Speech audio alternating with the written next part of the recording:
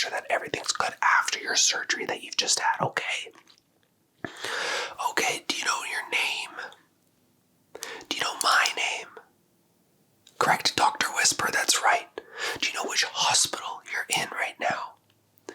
Okay, that's good. How is your mouth? Do you have a dry mouth right now? Okay, we can get you some water. Sure. Nurse, can we get some water for this patient, please? Okay, they'll come and grab some water and bring it to you soon. In the meanwhile, I'm just going to ask you some more questions. Do you remember your name? Now, do you remember which knee you had the surgery done on? Great, your memory's intact. That's great. Yes, it was a success. It went very well. So now that we've got you awake, I know that you feel a little bit groggy, but that's okay. You can go back to sleep soon. We're just going to go over a couple things to make sure that you're feeling okay before we let you go home, okay? Okay, so the first thing, I'm just going to take your blood pressure really quickly just to see how it's doing post-surgery, post-anesthesia that we had put you under on, okay? All right, here we go. It's a little cold, so I do apologize. So what I'm going to do is just warm this up a bit. Nobody likes a cold stethoscope, so. Okay, now that it's warmed up, I'm just going to can you lift your arm up for me? Just going to go right underneath your armpit there and have a listen. Okay, here we go. Ready? Okay, I'm just going to go in here. Okay.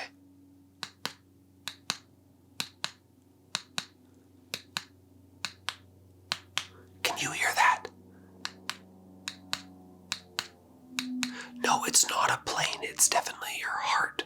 If you can hear a plane, I think we need to do a little bit more investigating.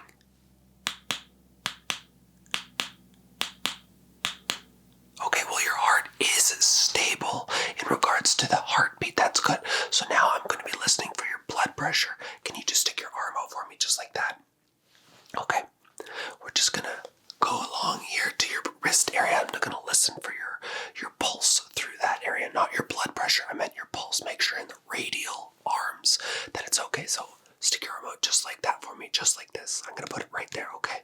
Okay, stick your arm out. Okay.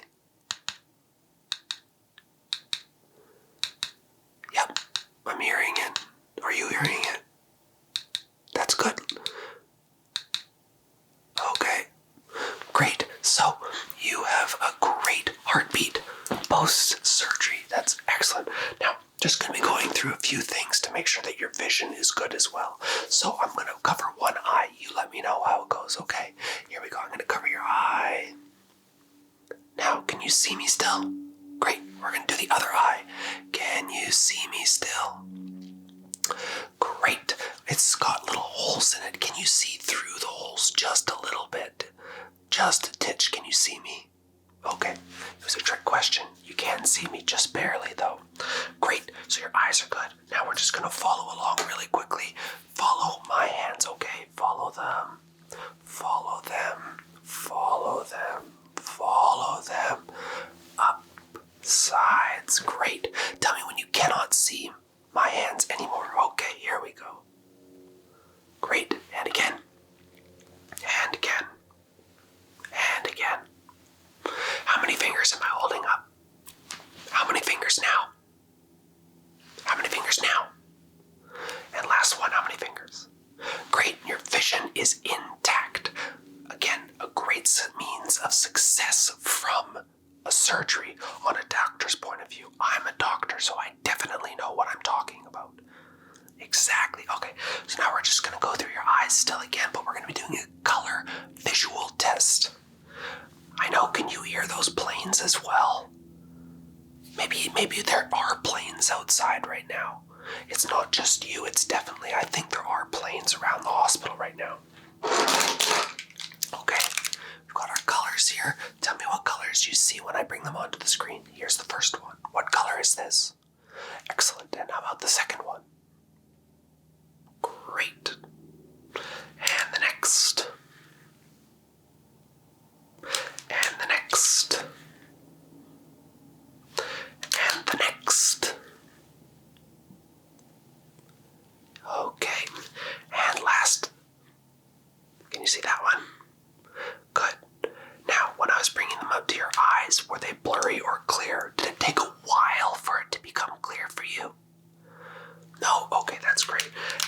just going to have a quick look inside your eyes just to make sure that they're dilating properly as well. Man, those planes outside, we need to have a conversation with those pilots. They're definitely ruining our exam here that we're doing on you to make sure that you're physically fit. Okay, now I'm going to go into your eyes, so can you look up for me? Up like that. Okay. Excellent, that's great. Looking up. Next eye. Looking up. Look down for me. Looking down, looking down. Next eye, looking down.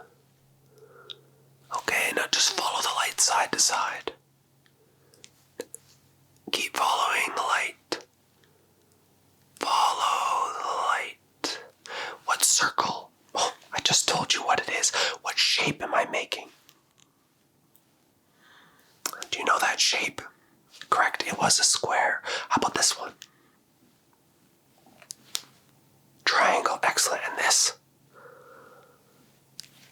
Circle, good. Your eyes are fantastic. I'm just going to have a feel around your face, your lymph nodes, check your hearing, just to make sure that portion is good as well. Okay, so I'm just going to come into your, just the lower portion of your jaw here, so just don't mind me. A little bit of cold hands, I apologize. Here I come. Okay, can you feel that on either side of your jaw? You can feel that on either side of your jaw? Okay, how about when I come just underneath it? Can you feel that? Can you feel when I'm tapping? Excellent, okay. Just gonna come up alongside your ears here. Just on these areas here. Can you hear that? Okay. Which ear am I doing this in? And the next. Okay, how about now? And now. And now. Which ears were you hearing those in? If you said both, you are correct. I was doing them in both your ears. Okay, next I'm going to get you to cover your eyes. And we're going to do the hearing test one more time just to make sure that your ears are hearing properly. We need you to be able to leave the hospital with good sounding ears so you can hear that traffic or you can hear that dog barking. Okay. Okay, close your eyes for me. Now, what ear do you hear this out of? No looking. Okay, and again. Okay, and how about now? One more time. And the last one. Okay, great. So your ears are intact as well. Along your jawline, there's no swelling. Your trachea is intact, which is good. You need to be able to have that intact so that you can breathe and swallow. Because you're probably quite hungry right now, I'm going to assume. Yes, the surgery, it was 6 hours, but we had to do your knee. And it's just no ordinary knee. You have a bionic knee now. You can run that 100-meter sprint. No problem now. Okay, so how are you feeling for oxygen? Do you need any oxygen? Okay, we're going to test your breathing right now to make sure that that's okay, because when you leave the hospital, you need to be able to take deep breaths. Okay, so in and let it out. And in. Hold that breath and let it out. Keep letting it out. Was that easy to do? Great. I knew that you'd be able to do it, no problem anyways. Okay. Now, I do have another test that I would like to do for you. It's just how many circles do you see on each piece of these Legos? This is so I can test your depth perception in regards to what you see from far away, but also to see if you can count while visually looking at something that's quite small. So, here's the first one I'm going to do for you. How many circles do you see? Can you see that? How many circles? Did you say 6? Great. And the next one. Tell me how many circles you see. You can't focus on it, can you? I'm really sorry that your eyes are not acting as well as they should. Let's see, there we go. Did your eyes focus? focus. How many circles do you see? Does it get blurry as I get closer to you? Okay. Well, the correct answer was 8. Okay, and we'll do the last one here. I'm just going to do this one. You're already passing with flying colors as expected. So, how many? Man, I'm going to have a conversation with the airport authority after this. Those planes are just despicable. It really ruins the doctor-patient tests that we're doing here, so I do apologize. So, how many circles do you see on this object? Let your eyes focus on it. Okay. Did you say 4? 4 is correct. Okay. Now, before I let you go, you seem like great health. Do you have family here to pick you up? Do you have anybody to come pick you up? No? Okay. Well, thankfully, we have a bed upstairs that you can stay in tonight if you're still a little tired. Okay, and before I let you go, 5 more questions that I just need you to answer. Do you remember what you ate before you came in for surgery? That's right, you had breakfast because you were not allowed to eat before the surgery. That's right. It was a trick question and you did no problem on it. Now, the next one. Do you remember what car you drive or vehicle or mode of transport that you got here in? That's right, you were dropped off because you cannot drive after a surgery. Again, a trick question, but I know that you got that one right. Okay, and the third one. What type of drink would you like after to leave here with? You can pick any one and we'll get it for you. Remember that nurse at the beginning? Where is that nurse? She never brought you the water. Nurse! We'll make sure that she brings you anything you want when you leave the hospital. Now, that was my 3rd question. My 4th question. Now that the surgery is over, what are you going to eat? What is the first thing you're going to eat? Wow, that sounds delicious. As a doctor, I would really enjoy if you could bring some of that back. I don't get a lot of spare time to myself, so it's nice to be able to eat in between surgeries. And the last and final question, who are you going to recommend to come get another surgery from me? Let me know. I'd love to be able to help them out, make their lives better. So when you're done, when you're leaving this, let them know about it. Let them know I can help them. Create a better, relaxing environment for them so that they can live a better and healthier life. Okay. Now that nurse did come, but I don't think she brought you what you wanted. She didn't bring anything. I'll have to go give her a talk. Anyways, you have yourself a great night. Hi there, thanks for coming in today. Glad you were able to make the appointment for this facial measurement. We are booked up many months in advance, so it's great that you were able to be here on time today. Perfect. Okay, so the first thing I want to get done is I just need to go over a little bit of basic information on you before we start the actual measurements, okay? Your first name.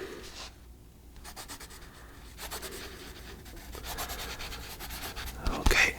And if you were to say your overall structure of your face in terms of a shape right now, what would you think it is? Okay. So, during this exam, I'm going to be measuring your face in many different ways, sometimes multiple ways at the same time over. It's just to get the most accurate information that I can, so that when I give you the outcome, you know what it is to a T, okay? Alright, so the first thing I'm going to do is I'm just going to start measuring the outskirts of your face, moving my way in. After I've done that, then we'll get to the more fine details of the face, okay? Okay, perfect. Just going to grab my measuring tape here. So, this measuring tape is been passed down from generation to generation. It is the best measuring tape out there, essentially, if you're looking to measure faces. I have a long lineage of family who measured faces as a career, and it's just been passed down from generation to generation. So the first one we're going to get here is I'm going to start looking at the outside of your face. Okay, so here we go. Just gonna measure the outside nooks of your face. I'm just adding up slowly the distance between each point. Okay, perfect. That's excellent. Just gonna write this information in my booklet here.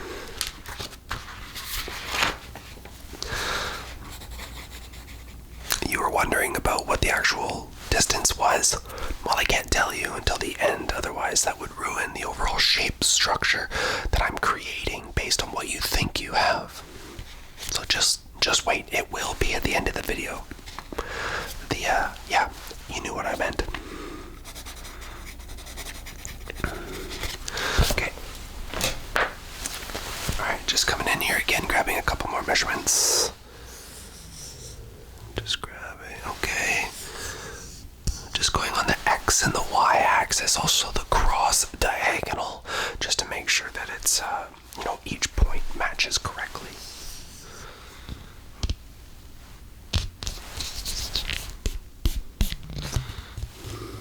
Okay. Oh, okay. Alright, that's interesting.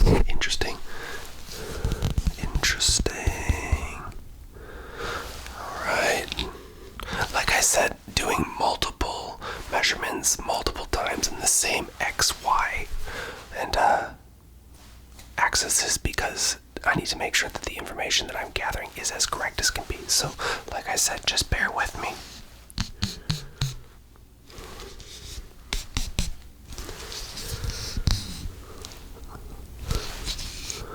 Okay, let's just adding that up. Okay, that's good. Yeah, like I said, just doing the outskirts here. Alright, got some good measurements there.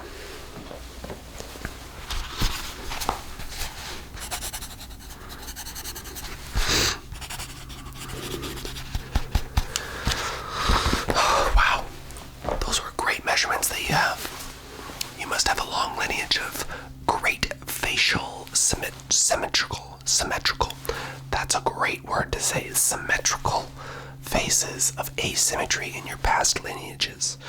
Now we're just going to get into the more fine details, measuring your eyes, the length of your nose, the length of the other eye, your ear, jawline to jawline, chin, maybe making our way down the neck, just about to the centerpiece of our neck, the forehead height, the forehead width, also the hairline length. That makes a huge portion in regards to what the facial outcome looks like. We'll also be measuring your smile because we want to make sure that that is symmetrical as well. The first one we're going to do is your eyes, okay? So just can make sure your eyes sit nice and still. You can keep them closed like this, or you can open them. It's totally up to you. Just going to measure your eyes now. Okay, great. Like I said, doing multiple measurements. Just okay. Okay.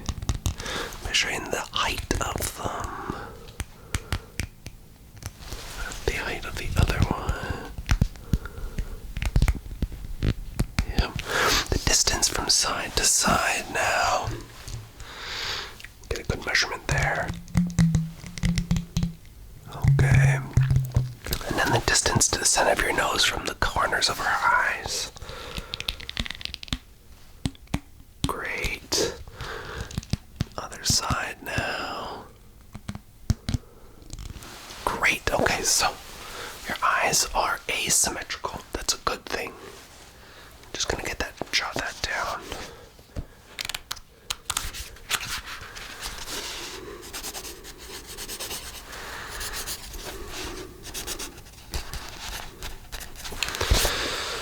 So far, so good. Next, we're going to be doing your forehead, okay? We're going to be measuring the outsides of your forehead along the brow line, and then just the height and the width. Alright, so just going to start with the distance of the radius. Just stay still for me. Okay.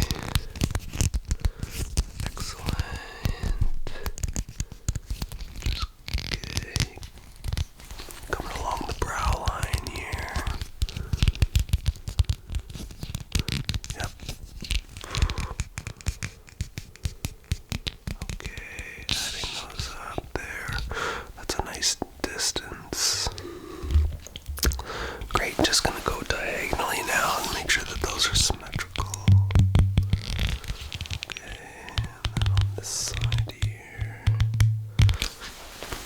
That's great.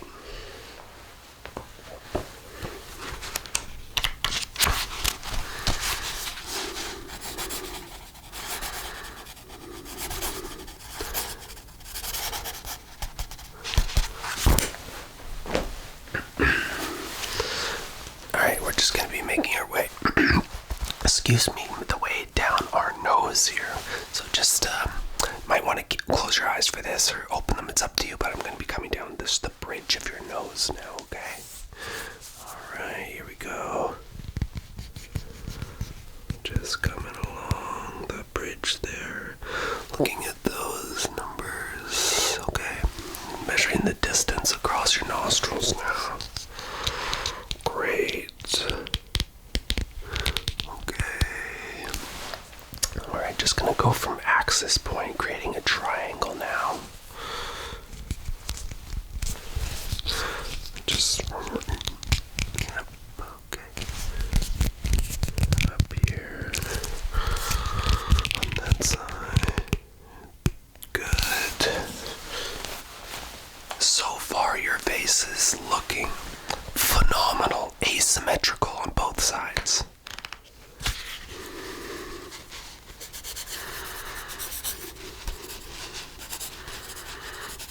You'd be surprised how many times you have to do measurements just to make sure that the first measurement was as good as the last one. That's great. Okay, so we're going to be doing along the cheekbones now from chin to corner of the sides of where your temples are. Okay, so just hold still for me there. Just coming at the chin right there. Up, and back. Okay. Again. Up. Okay. Alright. Just going side to side now, seeing how that looks if it measures to make a nice triangle. Okay, that's good. That's good. I'm just gonna do that measurement one more time just to make sure it's correct. Okay. 37. 27 and 32. So far so good, just a little off on one side there, but nothing to worry about on that part there.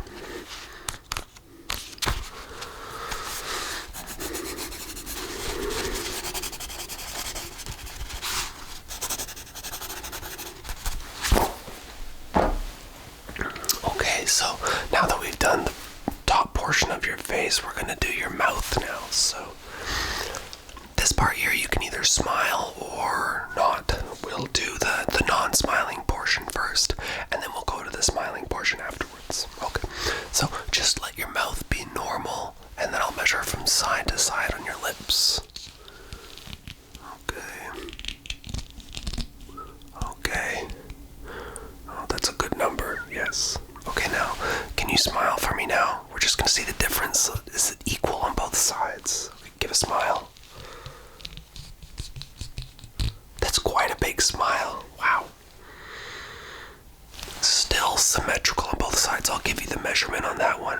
You had almost a 6-inch smile from side to side, and it did, in fact, line up with the center of your nose, 3 inches on each side. Symmetrical.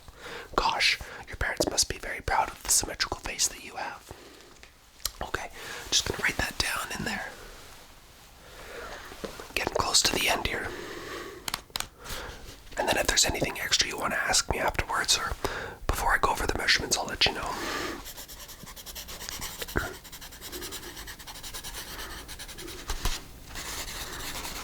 Okay. That's great. Okay, so now that we've done that portion there, we're gonna go chin to the top of your head, okay? And then we'll go side to side, make sure that the center point is exactly in the center of your nose. Something you might not realize is you think the center of your nose is right there on the ball point of your nose. Sometimes it's not, sometimes it's a little higher or a little lower. Okay, so just stay still for me. Okay.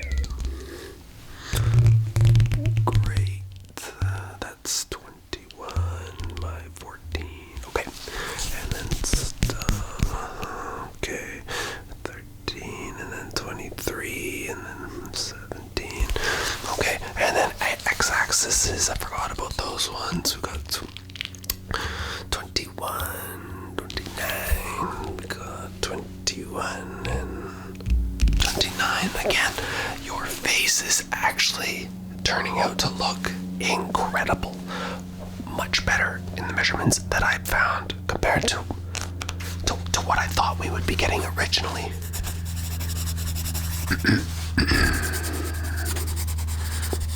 Did you need a glass of water or anything? I didn't ask. I can always get my assistant Margaret to just get out of her chair at the front there and come grab you one. You would? Okay, well, even if you don't want one, I'll just get her to get one, and then she can just place it here if needs be. Margaret, can you grab our client some water, please? They've got maybe a parched throat. Thank you. She'll grab it. Doesn't mean you need it, but it's there if you want it. Okay, so our measurements are almost complete. I just need to come along and measure your ears now, and then your top of your ears to your chin, and then maybe one or two more measurements, and I should have a good guesstimate on the facial structure that you compose. Alright, so I'm just going to be coming from your ear, your left ear here, so just going to get in that corner, coming to your chin. Great. 3, okay, just coming to the next one here, chin right there. Okay. Pretty spot on, I'd say, and then from earlobe to earlobe, okay.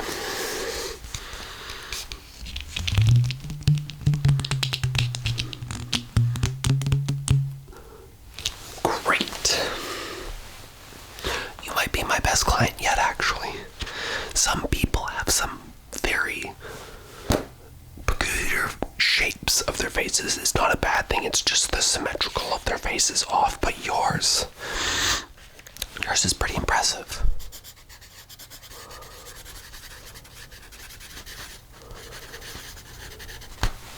Okay.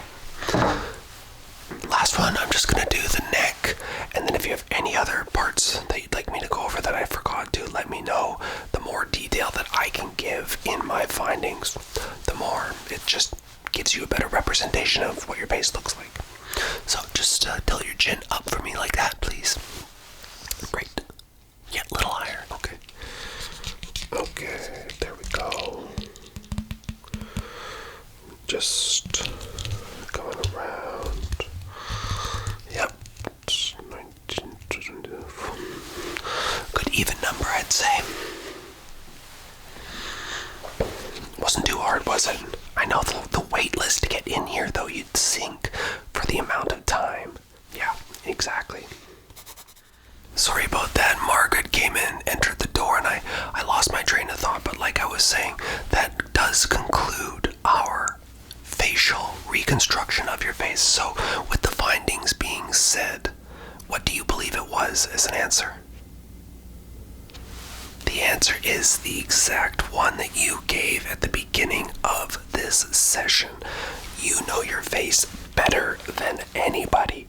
Therefore, you were able to give the correct answer at the beginning when I asked you. So, my measurements do not matter. So, with that being said, I was so thankful that you were able to make it in today for our session. So, at the end here, if you're looking to introduce other people to this session that I give, please let them know about it. Show them this session so that they're able to enjoy it as well. Heck, they might even want to make an appointment with me in the future. It's all based on you showing this to other people, letting them know that, hey, this is a great opportunity to learn something about your facial structures. So have a great rest of your day, and I'll see you in a few months if you decide to rebook. Take care. Bye-bye. Okay, thanks for coming in today. Sorry to call you on such short notice, but this surgery just opened up, so we need to do a quick, comprehensive, random check around your body to make sure that all the parts of your body are functioning well for this surgery that you're going into. Is that okay? Do you give your consent to that? Okay, I've just got my list in front of me here, and I'm going from top to bottom, and I want to make sure that everything is good before we put you in that room for surgery, okay? Okay, that's good, so I'm going to start now. Just go along with it. Let me know if there's any complications or if you have any questions, okay? Okay, good. So the first thing that we're gonna do is a blood pressure monitoring test. So I'm just gonna put this on. I'm gonna feel your pulse in your wrist, okay? Okay, here we go. So just give me your wrist, please. Okay, and I'm just gonna have a listen for it, okay? Tell me if you can hear your own pulse.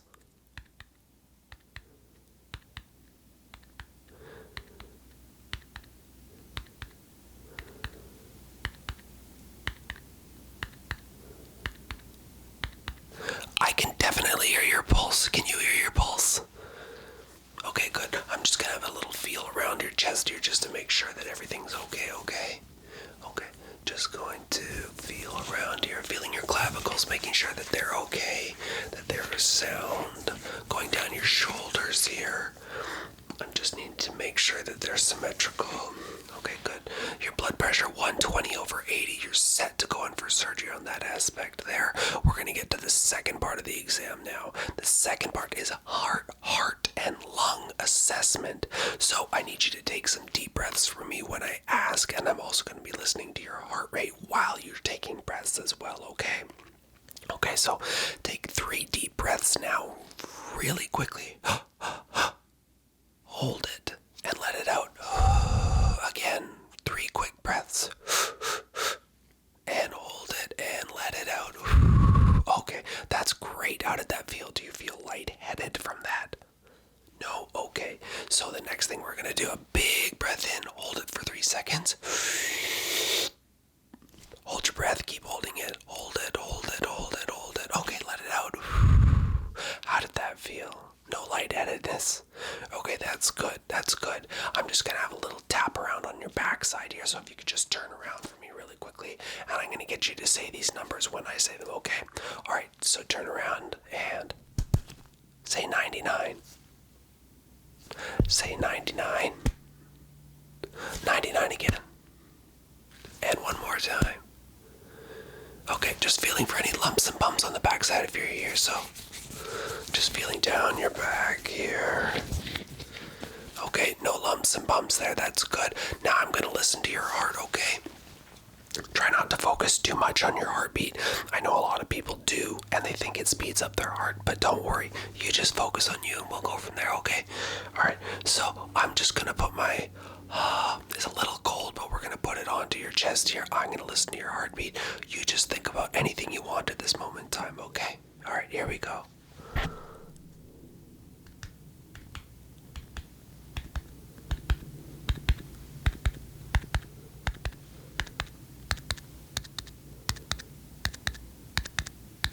Your heart is beating a little quicker right now. I don't know if you can hear that or not.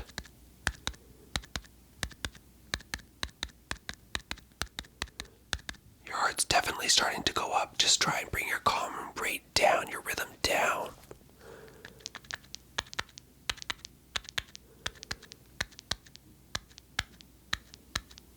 Okay, that's good. Okay, your heart rate went back down, so that's great. Had a little bit of a scare there. I saw it go up. So far, we're clearing you for surgery. A couple more things to go in. Oh, also, my name's Dr. Whisper, and I'll be the worst person, the doctor today, performing the surgery on you, so you are in safe hands once I take you through this assessment. So the next thing I'm going to do is a reflex check. I'm going to do a multitude of checks here throughout your wrists, pushing and pulling. I'm going to do ones through your eyes, tilting your head left and right, and I'm just going to go through them quickly, and I want you to follow along with them, okay? The first thing I'm going to do here is I'm going to do your eyes. I've got my light here. I want you to follow along with it on the directions that I go, okay? So I'm going to start, here we go, and follow it down to up to down.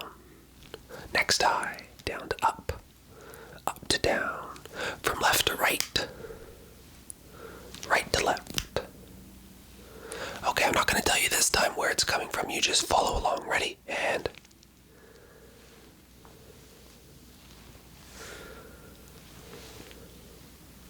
great, okay. Tell me when you can't see the light anymore. Okay, and again. And again. And again. Okay, good. How is that? also check your pupils to see if they dilate. In and out, reflective to light. Here we go, coming in. Okay. That's good on your left, on your right. Pupils are reactive to light. Great job there. That's good. That's the most important part, having good eyes before we go in, because they are a crucial part in the healing process. Don't ask me how. It's way too medically related to get into it now. Just trust me on it when I say that. Next thing we're going to do here is we are going to do some resisting, pushing and pulling. So put your arms up like this for me, please. Okay, and now resist, resist, resist, resist, resist. Pushing in, resist, resist, resist, resist. Pushing out, resist, resist, resist, resist. Pushing in, resist, resist, resist, resist, resist. Excellent. Functioning on your reflexes there. Your strength is good on both sides. Neither side had a weakness. That is really good. It shows your brain is symmetrically talking to either side of your body. Excellent job there.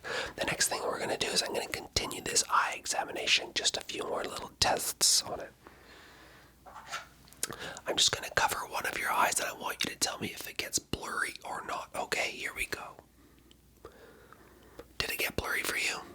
Okay, how about on this eye? Did it get blurry for you? Okay, now when I cover completely, tell me if you can see or not see. Can you see? No? Okay, now can you see? Is this clear or blurry? How about now? Is it clear or blurry? Okay, good. And how about myself? Am I clear or blurry? Great. Last part of the eyes here. How many fingers am I holding up? How many fingers? How many fingers? How many fingers? How many fingers? How many fingers? Excellent. And tell me when you cannot see my hands. Go outside of your eye vision. Okay. How about now? Okay. Tell me when you can't see them on the sides. Okay. Again. And again. And again. Great, your eyes are in excellent shape. Love that for the surgery. On to the next part of the list. I'm going to be looking into your ears, okay? I just need you to turn sideways and I'm just going to have a little peek inside your ears here. Okay, here we go. I'm just having a look inside them. Just going to get my little tool here as well. Okay, and I'm just going to come and have a peek.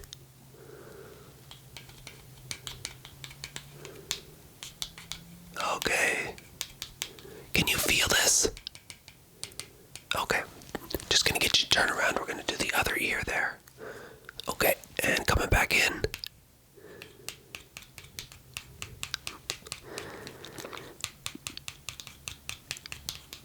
Can you feel this? Okay, great. Ears are great. Your eardrums are intact. Love that.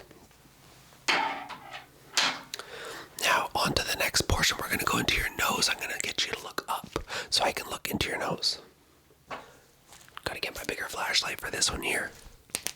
Look up for me. Okay. Just going to look in the other nostril. Okay. Have you had any nosebleeds lately? No? Good. Now I just want you to stay there. I'm going to grab your nose, just move it around, make sure it's physically intact. No lumps and bumps inside your nose. Okay, here we go. Just going to move it to the side. Move it to that side. I'm just going to push on the little nubbin here up. Okay, and then I'm just going to push down. Did that hurt at all? No? Okay, good. That's great. Your nose always needs to be open when we're having a surgery because it's the most important part. It helps you breathe, as you know. So we're going to get to the next part of the exam, the throat portion, okay? Okay. Now I want you to just open up your mouth. Stick your tongue out. I'm going to grab my tool. Okay, so stick your tongue out and now say for me, ah.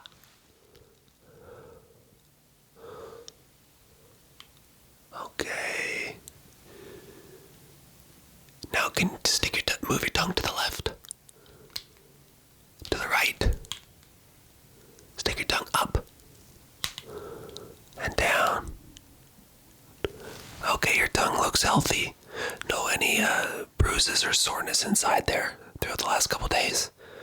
Okay, that's great. Now, on to the last couple things, and then you'll be able to set sail for the surgery room to get it done. One last thing I forgot I needed to do with your eyes. I need to test your color. Okay, now we're just going to go through these quickly. Can you please tell me what color this is? Okay, on to the next. What color is this? Okay, what color is this? And what color is this? Did you get them all right? Great. If you got them all right, then your seeing is intact. Your eyes are super healthy. Now the last few things, I'm just going to have a quick feel all the way from the top to the bottom, go through a couple medical questions with you, and then I'll have you on your way. I'll get you with your nasal cannula set up so that you're able to be breathing oxygen on your way to the surgery room. Okay, last little thing, I'm just coming in here now. Okay, I'm just feeling up above your forehead here, just going along it. And I'm just coming right down through the neck here, okay? Just let me know if it hurts at all, okay? Can I get you to swallow for me, please? I'm just gonna feel on your Adam's apple here. Okay, that's good. You swallowed at the same time I did. Good unison there, okay? Just coming down your neck more here, okay? I'm just gonna feel along your shoulders one more time. Okay, that's great. Now, medical questions, then I'm gonna have you on your way. Do you remember your name? And your last name? Your age? Your height? Do you remember your weight? Do you remember the color of your eyes? Do you remember your parents' name? Do you remember your grandparents' name? Do you remember the date? What is today's date? Okay, do you know where you are? Where are you at this exact moment?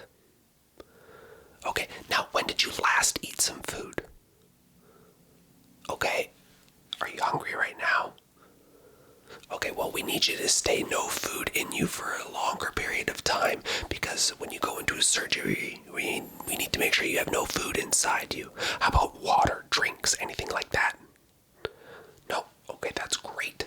So it seems like everything's good here. Just last little things here. Are you on any medications? Okay, any smoking, drinking? Do you do that quite a lot? No? That's great. Healthy diet. A little bit of fun on the weekends. Okay, that's great. Allergic to anything? I think I asked that. No? Excellent. Okay, just gonna get this nasal cannula here all set up for you. I'm gonna put it around your head here. So just, if you just put your head down like that, just gonna put them through into your nostrils. Excellent. Okay, and I'm just gonna turn the oxygen on for you so you get a nice little of air. That's exactly what you want.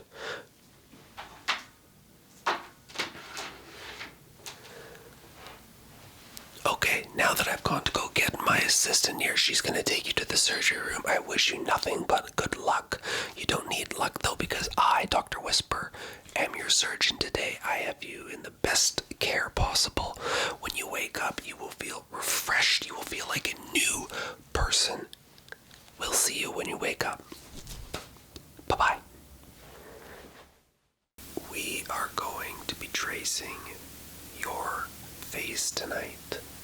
We're going to be following along the jaw, just like so, and up, along the forehead, the eyes, the nose, the mouth, the facial structure line of your hairline, all on you tonight.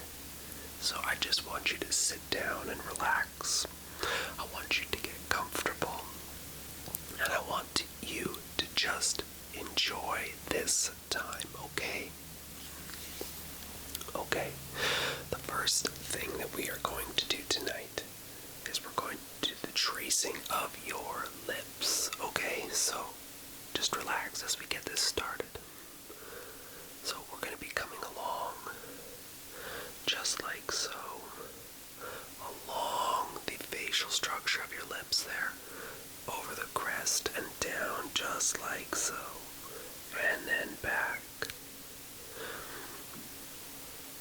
do a good job on there. Great. Okay.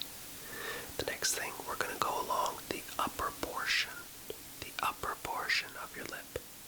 So let's just go along the upper portion, just like so.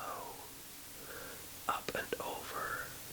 And then we're going to go down underneath your lip. Just back up. The next portion is we're going to follow along your jawline, okay? Your jawline. Alright, here we go. Just going to start on the outside like so.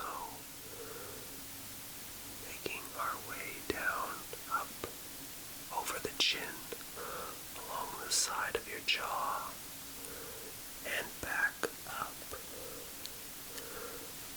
Along the top side of your forehead next, so just coming up from eyebrow to eyebrow, and then up along the ridge line of your hair, down and over. The next part, coming down your nose. So just get your nose all ready, put it out. Alright, and just coming down your nose to the tip of your nose, along the nostril line, back up and back down along the other nostril line, and then back up, following along your first eyebrow, and then following along to your next eyebrow. Excellent. So now we're just going to go and do that again a little bit more in depth. We're going to be more detailed with the structure of your face.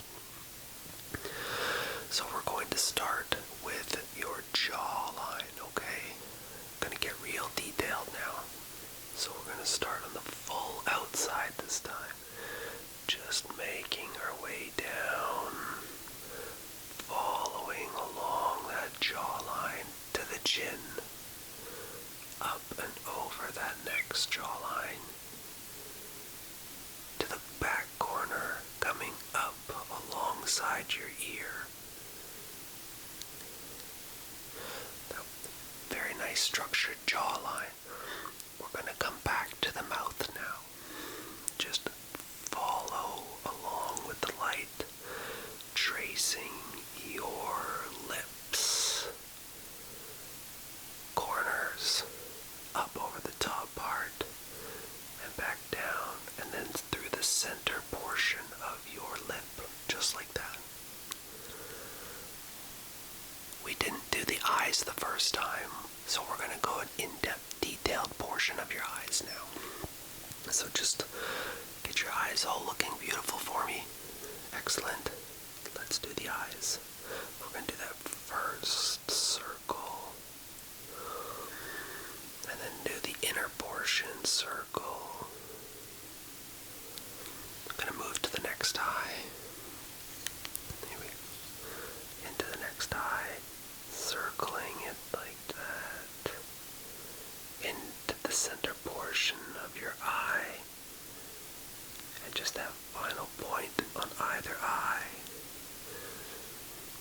We're going to go down the bridge of the nose now, the bridge of the nose, coming down from the top between the eyebrows, down the straight bridge of your nose to that bottom point right there on the bottom portion of your nostrils.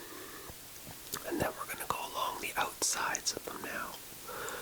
First outside, and then second outside, back to the center, and then make our way up towards your forehead.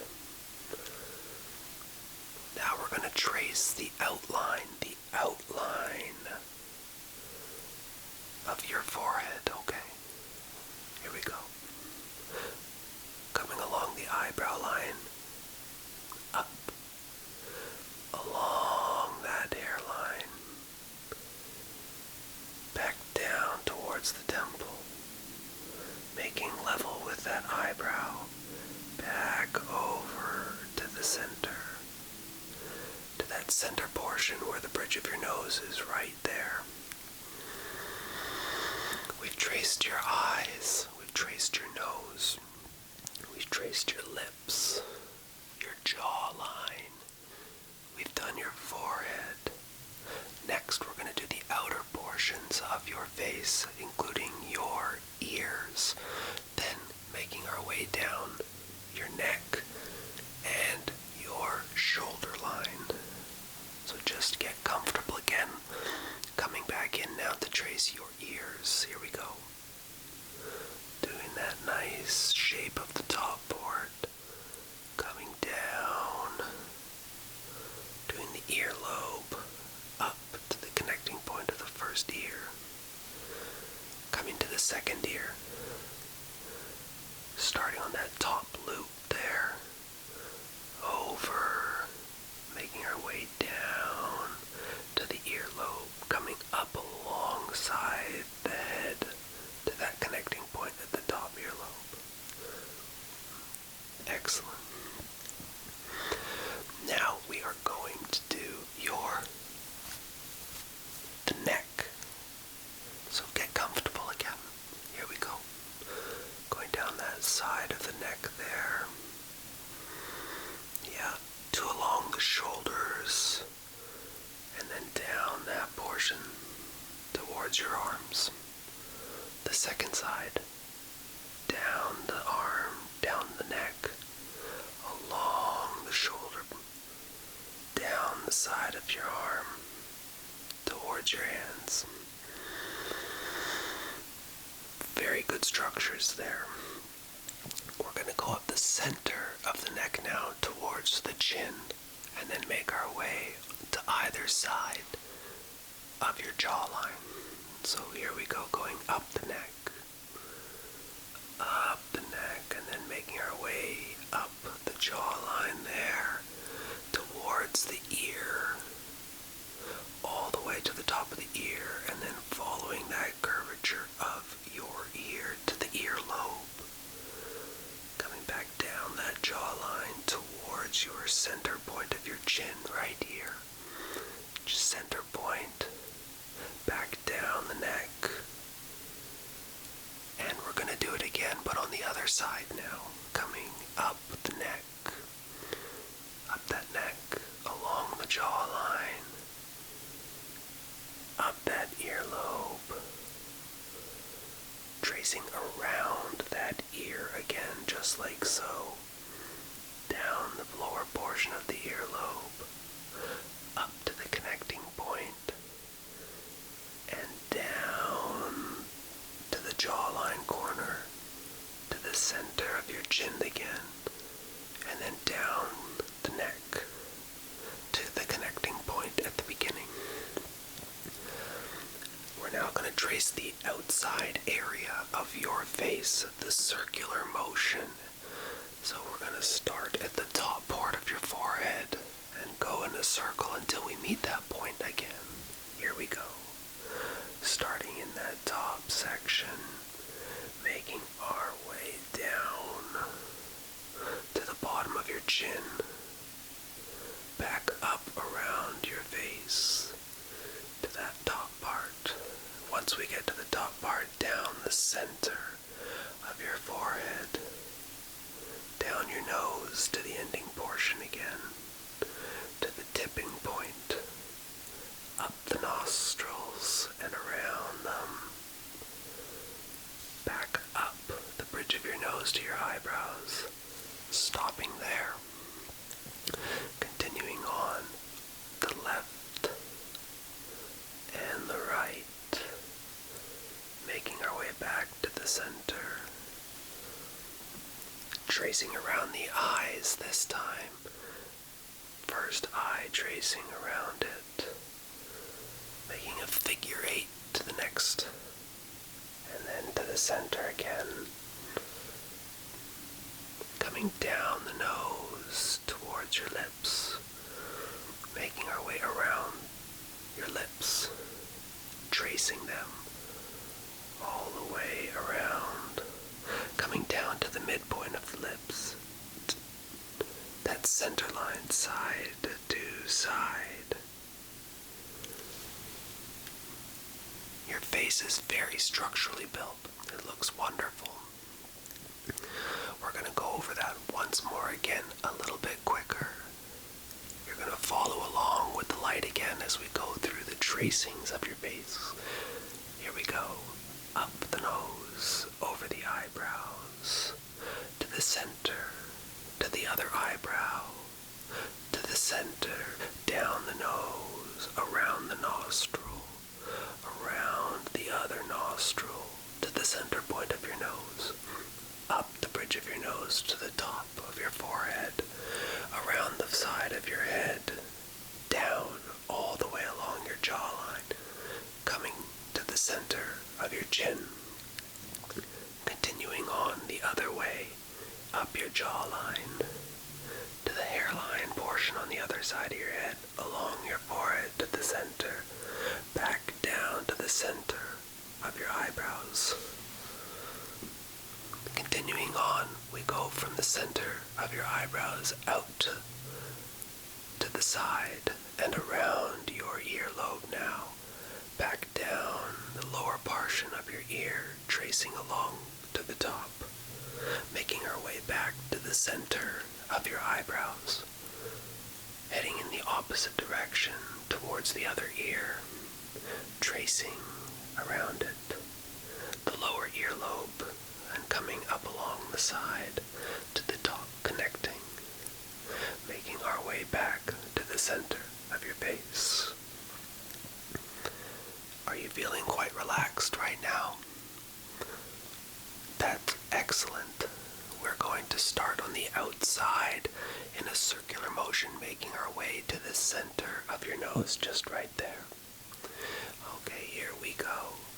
Starting at the top of your forehead and going in a circle, slowly making our way, circular motion inwards, towards the center of your nose. Very slowly making our circular motion smaller and smaller towards the center of your nose, where we end right there at the center of your nose. And now we will trace along your neck, your shoulders, all the way back up to the top of our foreheads. So we're going to start on the corners of our shoulders. So here we go, starting up the shoulders, coming along the top portions, up your neck, along the outside of your jawline to the back side, up along your forehead, following along your forehead, making our way back down, coming along to the bottom of the jawline, towards the chin, down the neck to the opposite shoulder, and then down the arm. The final portion of this facial tracing is a quick rendition over all the portions we've just went through with quick accuracy. Here we go.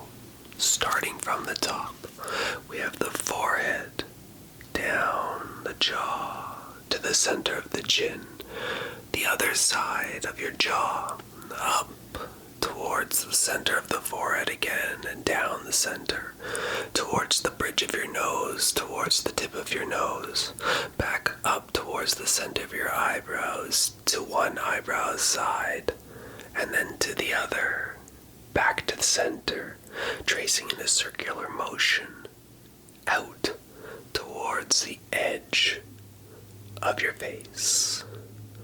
At the edge of your face, we stop at your ear and make the tracings of your ear in a backwards motion with the lower earlobe to the top portion of the curve. We make our way to the other side, where we trace the ear from going down to the lower portion, around and up that top section, back to the center of your eyes. We go in a circular motion to the first eye, and then to the second eye. Down the bridge of the nose towards the lips. We do that first side. Down the bottom and around. Back to the top. We go down and create a line through the center of your lips, making our way back up your nose of your bridge to your eyebrows. From here we go all the way down to the center of your neck. From the center of your neck, we go to the side of your neck. We go up. We come back down your jawline to your chin. We go back up, and then we come back down your neck. At this point, we've now traced your face in many different ways. You should be feeling very relaxed at this point. Now that we've traced along your face, you should be feeling extremely tired. We've gone around in a circular motion in detail around every portion of your face, tracing all the way down to your neck, to the top of your head, from the sides of your ears to the other side of your ear, along your eyebrows, along your eyes, down your nose and around your lips. At this point, we've done an accurate and detailed facial tracing of your face, which concludes our session today. Have a great time. So tonight we are going to be going through a list of names. When your name is said, that means that it is then your opportunity to go to bed, to enjoy the sleepless slumbers that you deserve. Okay, do you promise to go to bed only when you hear your name? Great. The first name will be Liam. Liam, it is your time to go to bed. You didn't have to wait long on this one. But it's your turn, so you can just head on to bed. For the rest of you, keep on listening. Your name is there. I know it and I can feel it. The second name, Olivia. Olivia, you didn't have to wait long either.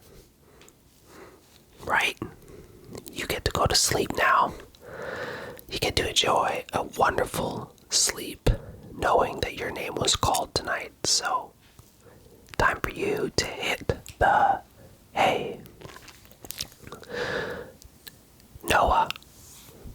Noah, if you're listening, it's your turn. Head on to bed. You earned it by hearing your name getting called. That's right. You have a wonderful sleep. Good night, Noah. Emma. Emma, it's your turn as well. I bet you didn't think that your names would get called this quickly, but they do. And they will, if you're listening for them. So, Emma, time to go to sleep. Good night. Ava. Ava, if you're listening, it's your turn as well. Bed's not far away. Away you go. Have a great sleep. Lucas. Lucas, I think you knew your name was going to get called early on, right? Well, it did. So, time to pack up your bags. And away you go. Right to bed. No dollygagging. Right to bed. Sophia. Sophia, that's a unique name, but it's now your turn to go to bed. So, time to get off that chair or the couch and go to sleep. It's your turn. Ben, or Benjamin if you like to be called that. It's your turn too. Ben, I feel like you knew that your name was going to get called. You just didn't think it would get called this early on. Exactly. Isabella. Isabella, it's definitely your turn to go to bed. has come. Have yourself a wonderful sleep, Isabella. Next we've got Ethan. Ethan, it's your turn to go to bed.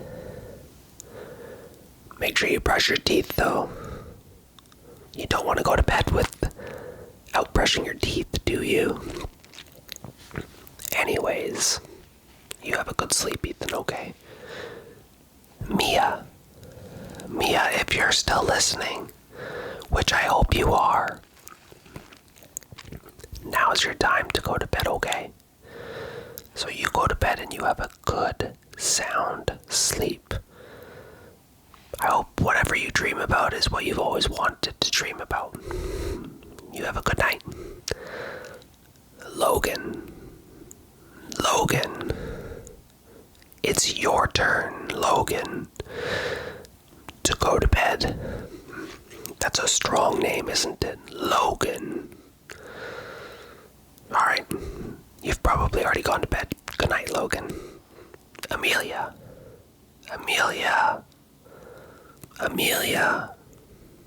it's your turn to head to bed.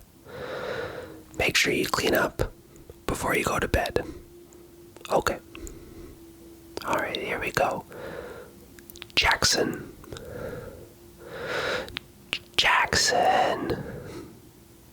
It's your turn, Jackson, to go to bed. Good night. Have a wonderful sleep, Jackson. Aria, did you think your name would get called tonight? I bet you didn't. That's a pretty unique name. But it was called Aria.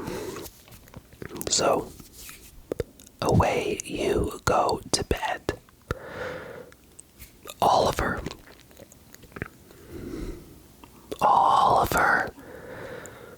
Have you seen that movie before, Oliver? Oliver and Company? When you wake up tomorrow after you go to bed, look up that movie. Harper, it's your turn. Pick yourself up and away you go. Good night. Elijah,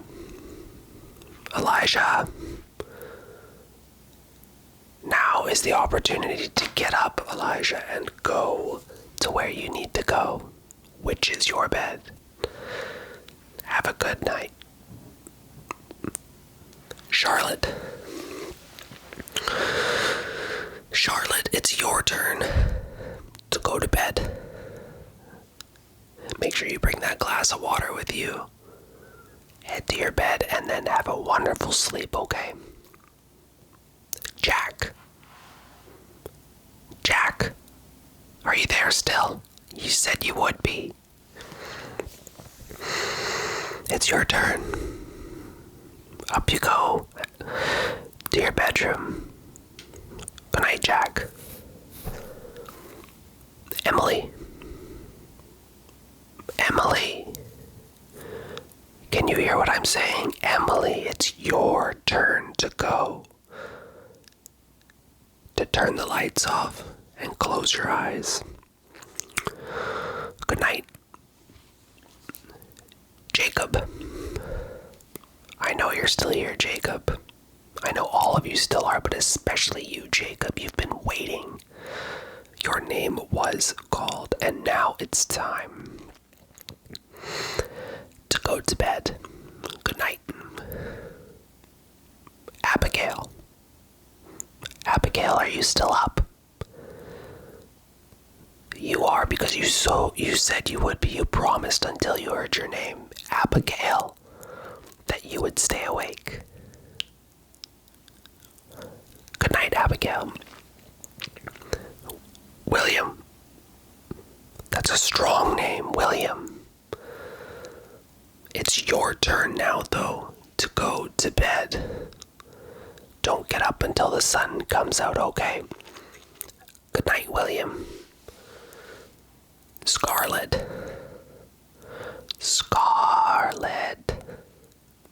It is now your turn to go to bed. that mess. Clean it up tomorrow. Good night, Scarlett. Aiden. Yeah, I saw you smile. It's your turn to go to bed. Away you go. Have a wonderful sleep. Good night, Aiden. Caden. That's Caden with a C. It's now your turn to go to bed. Unload the dishwasher tomorrow. You don't need to do that now. It's time to sleep. Good night, Caden. Elijah, I know you're still listening. It's time for you to go to sleep. Good night, Elijah. Grayson, are you still here? I saw you closing your eyes just a little bit there, Grayson. You were, weren't you? Don't worry, it's your turn now. Good night, Grayson. Charlotte, I feel like I've already called your name, so I'm going to call it again, because you may still be here. Okay. I had to make sure that you heard it that second time because you wanted to stay around and watch. Okay, ready? Mason, are you still here? You thought I said your name earlier. I have not. So now it is your turn, Mason, to go to bed. Have a nice sleep. Ella. E-L-L-A. Ella. It's your turn to make your way to bed. It may be late, but it's now time to close your eyes. Grace, I know you've been waiting a while, so now it is your turn to go to bed. Have a great sleep. Make sure to sleep in. You deserve it today. Yes, you do. Okay, Addison, you thought your name might have been called at the very beginning because it started with an A, Addison. It did not. But now it is your turn, Addison, to go to bed. Okay. Liam, if you're still there, now's the time to go to bed. Have a great sleep, Liam. Caitlin, it is now your turn to go to bed as well. Clean that mess up tomorrow. Your bed is calling you. Good night, Caitlin.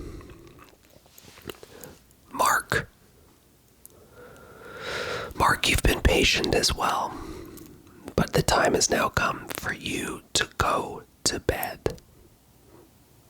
Good night, Mark. John, that's such a familiar name, isn't it? That's because it's your name, John. Time for you to go to sleep. Jade, you've been patient, but it's time to close your eyes. Get that rest that you so rightfully deserved. Colleen, now is your opportunity to close your eyes as well. Have a great sleep. You can walk those dogs in the morning. Good night, Colleen. Paul, if you're still there, it's your turn to go to bed. Close your eyes and go to sleep. Spencer, you've waited a while as well to go to sleep. It's your turn, Spencer. Good night. Megan, Megan, go to bed. You've been up for a while. It's time to close your eyes. Enjoy that sleep. Good night, Megan. Alex, time is now on your side because you're closing your eyes and recouping your energy. Time to flutter into bed, Alex. Good night. Elise, it is your opportunity to get up, make your way to your bedroom, and just go to sleep. Get under those warm covers. You have earned it. Ben,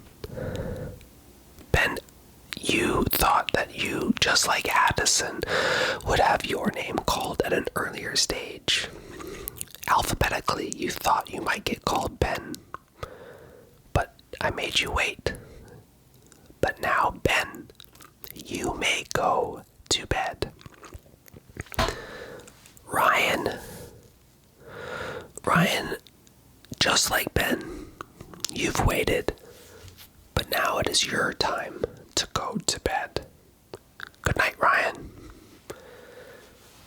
Karen, it's really late, so you should go to bed. Turn the light off and close your eyes. Worry about everything else tomorrow. Good night, Karen. Sean, you've waited some time as well. But alas, your name was finally called. Go to bed, Sean. It's time to sleep. Good night. Catherine, you've waited a long time as well. You were probably thinking that your name would be called at the beginning again, alphabetically. But it has now been called. You can go to sleep. Take the blanket with you and off to bed. Chris, I can see that you're tired, so now is your opportunity to go to bed. Make your way over to the bedroom. You'll be so happy you went to bed now. Kelsey, it's the opportunity you've been waiting for. It's time to go to bed, Kelsey. Good night.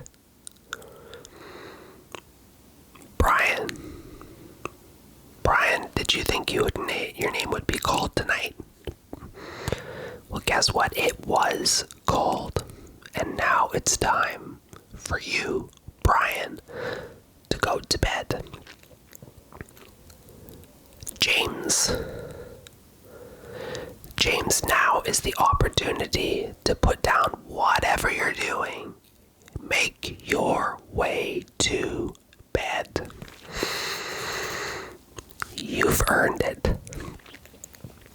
Susan, it's now time to go to bed. Enjoy that sleep-in you've been wanting. Gord,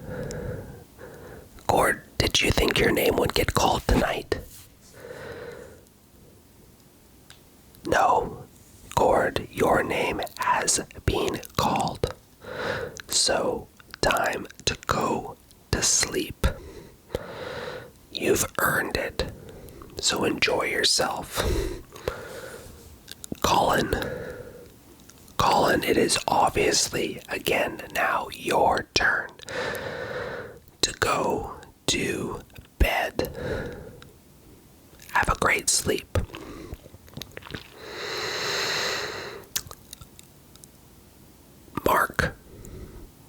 Mark, did you go to bed? I called your name earlier, but I need to double check. If you haven't, Mark, go to bed. Good night, Mark.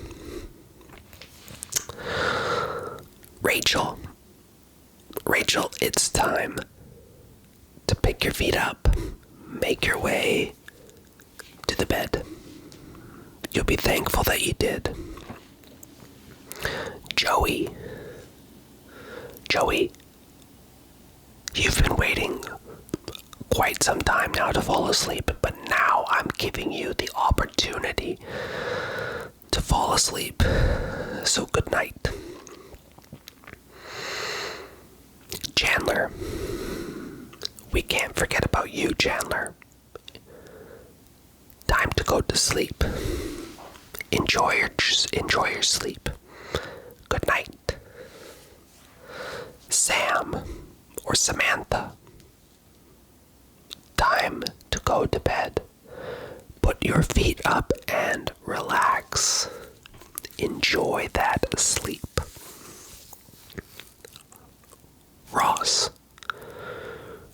Ross, now is the time to unplug everything and go to bed to enjoy that sleep that you so rightfully deserved. And now it's time for me to go to bed. I'm gonna go to bed, and all of you should now go to bed. Good night, everybody.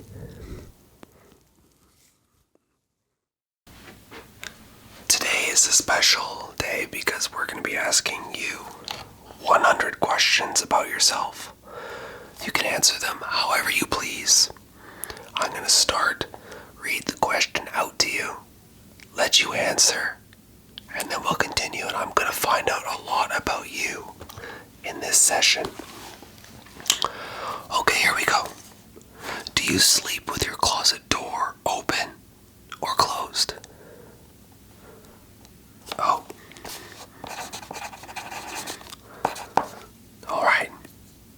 Do you take shampoo, conditioner, and bottles from the hotels? Alright.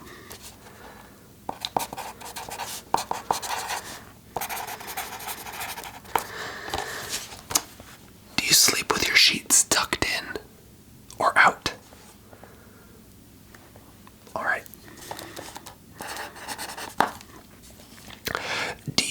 Have you stolen a street sign before? Okay.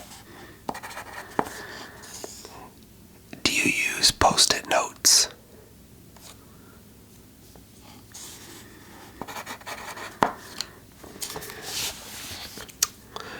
Do you cut out coupons and never use them?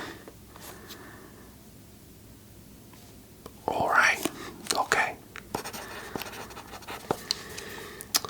Would you rather be attacked by a big bear or a swarm of bees? I would have picked that as well. Do you have freckles?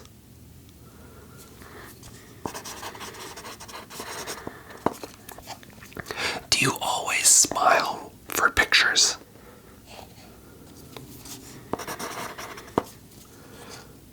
What is your biggest pet peeve?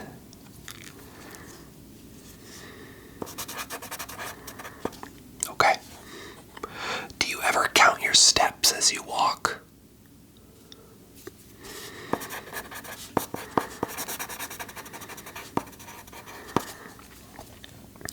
Have you ever peed in the woods?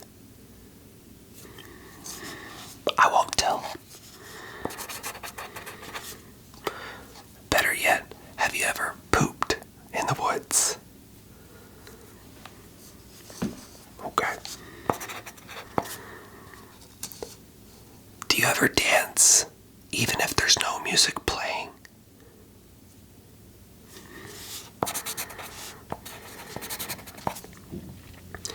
Do you chew your pens and pencils?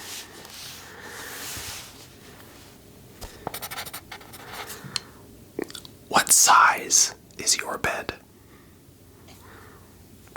That's a big bed. What is your song of the week? I wouldn't have expected that. Do you still watch cartoons?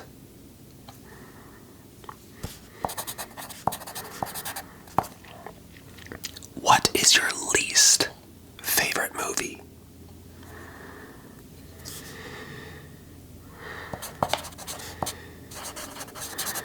Really? Okay. Where would you bury a treasure if you had some to hide? Okay. You shouldn't really be telling me. I'm gonna know where you're gonna hide it.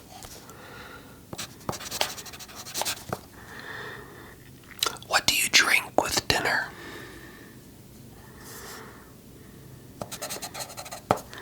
That's a straightforward answer, I'd say. What do you dip your chicken nuggets in? I would have said that too.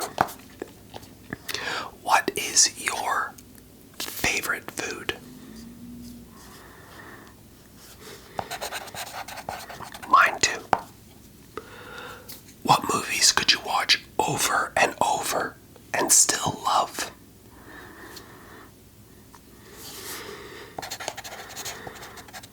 Okay. Who was the last person you kissed or that kissed you?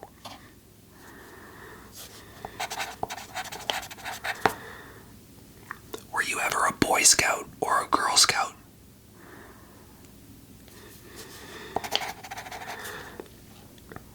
When was the last time you wrote a letter to someone?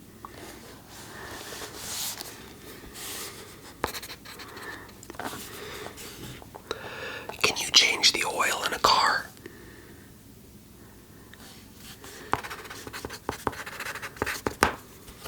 Have you ever gotten a speeding ticket?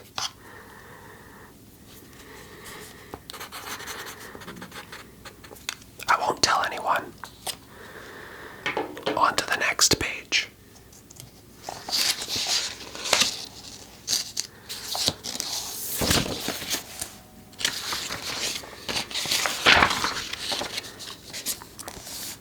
Have you ever run out of gas?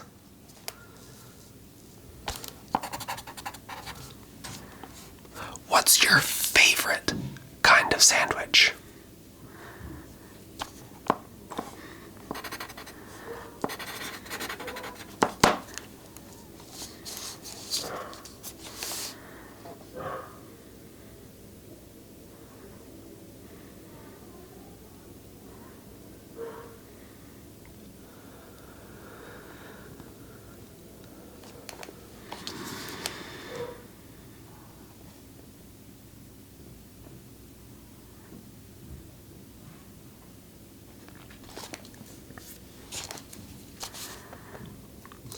What's your favorite kind of sandwich?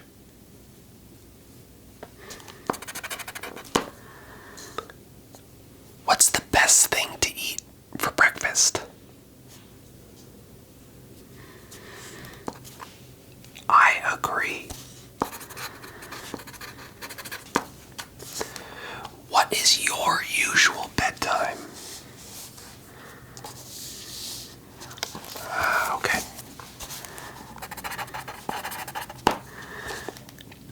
Are you lazy? I didn't think so. When you were a kid, what did you dress up for as Halloween?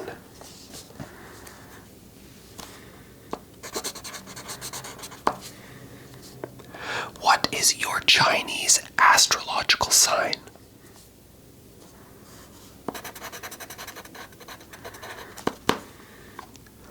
How many languages can you speak?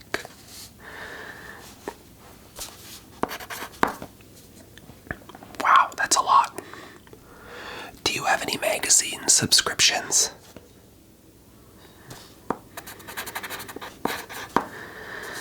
Which is better, Lego or K'NEX? I thought so too. person.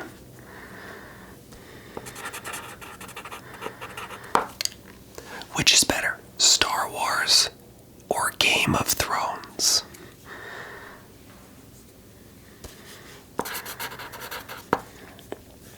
Have you ever watched soap operas? I have too. Are you afraid of heights?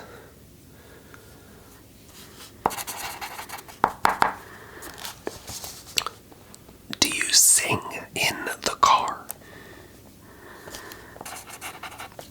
I think everybody sings in the car. Do you sing in the shower? I sometimes do. Do you dance in the car while being either the driver or the passenger?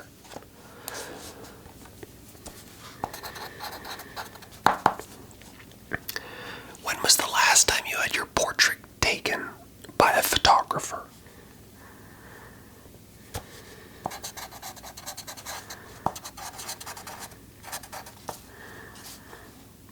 Do you think musicals are cheesy?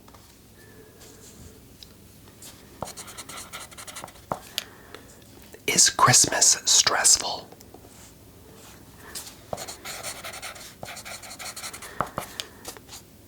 Have you ever eaten a pierogi?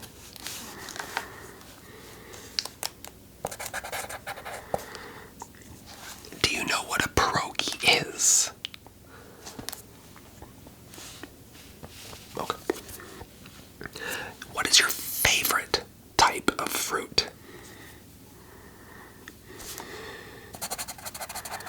I wouldn't have expected that. What were occupations you wanted to be when you were a kid?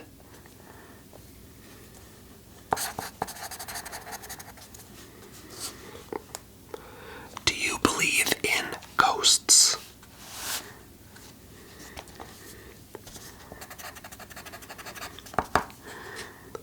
Have you ever had a déjà vu feeling?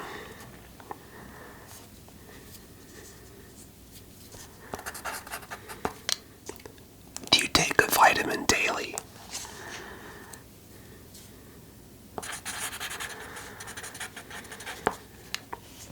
Do you wear slippers?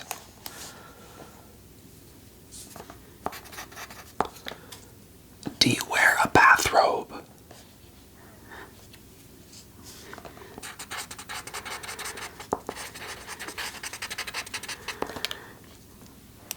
What is your usual attire that you wear to bed?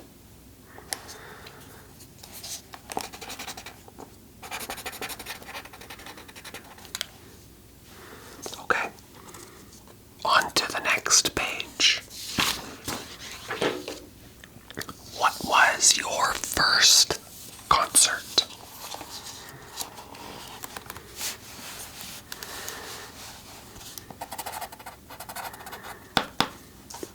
Which is better, Walmart, Target, or Amazon?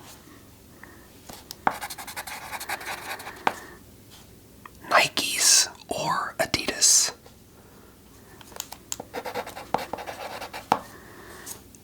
Cheetos or Fritos?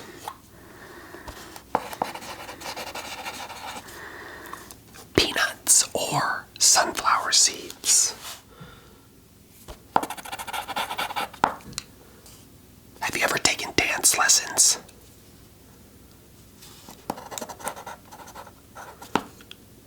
Can you curl your tongue?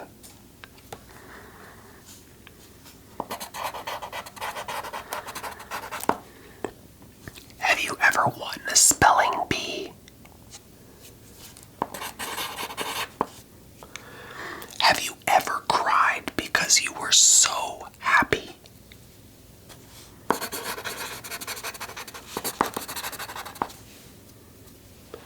Do you own any record albums?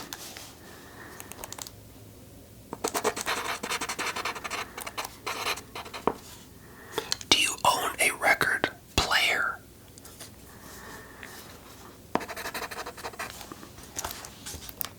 Have you ever been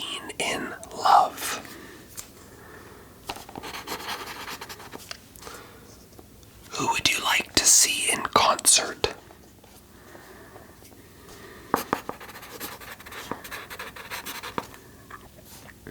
What was the last concert that you saw?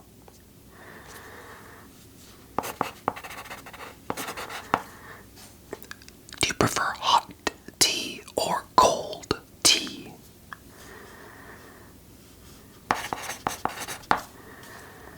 Do you prefer tea or coffee? Me too. How about sugar cookies or snickerdoodles?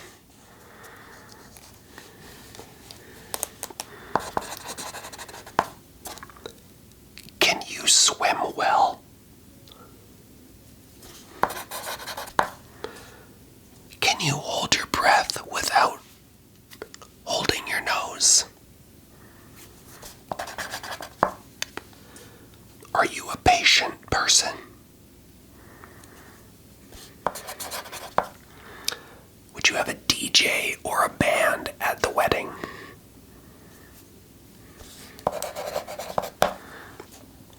Have you ever won a contest?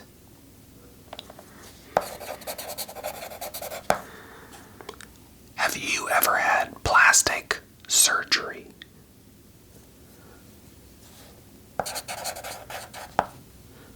Which is better, black olives or green olives?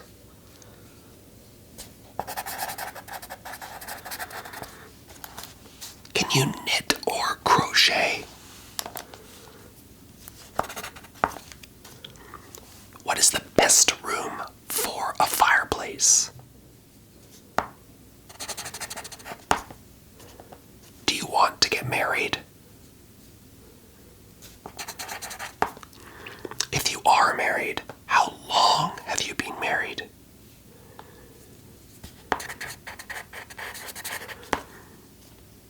Who was your high school crush?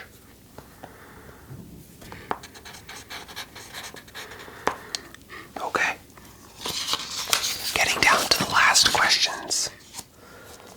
Do you cry and throw a fit until you get your own way? Do you have kids? Do you want kids? What is your favorite color? Mine too. Do you miss anyone right now?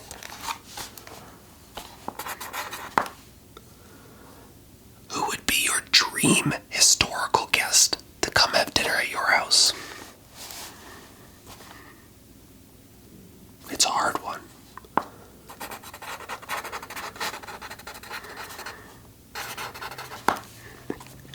Are you a morning person or a night owl?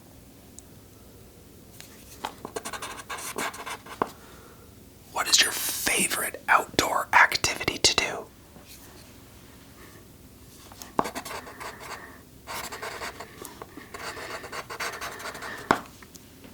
Pizza toppings of choice, top 3.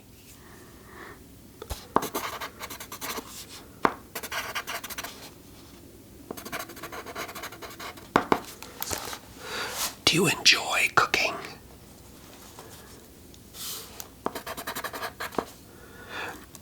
Preferred type of vacation, beach or mountain?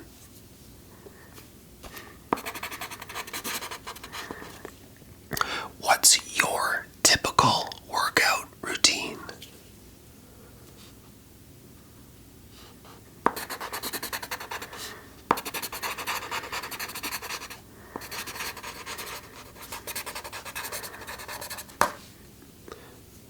And the last question, who are you going to show this video to next?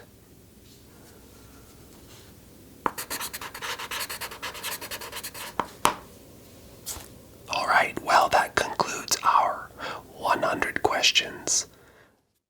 So here's how it's going to go. I'm gonna say a name. It might be your name, and when I say it, then you can leave.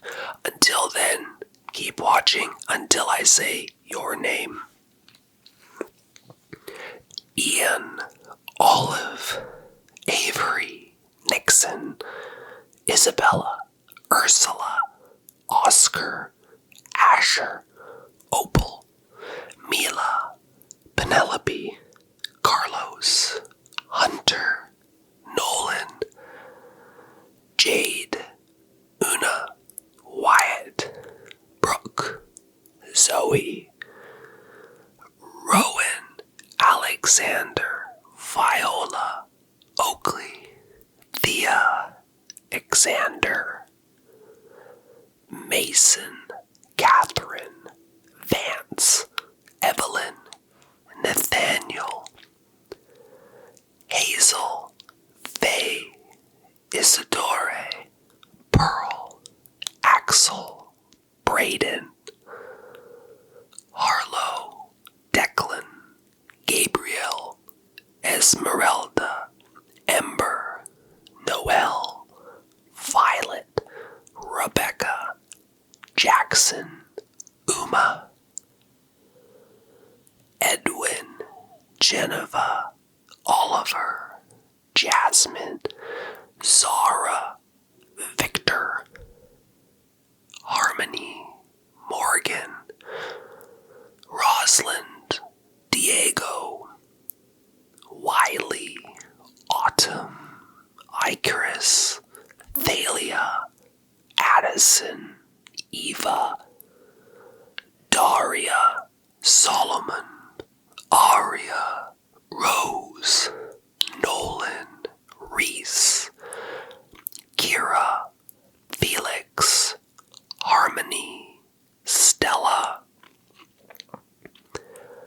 Elizabeth, Ariel, Leo, Roman, Kylie, Beatrice, Alejandro, Annette, Eczema, Ezra, Aiden, Logan, Zane, Kellen, Vincent, Diana, Thomas, Kinsley, Jackson, Alice, Henry,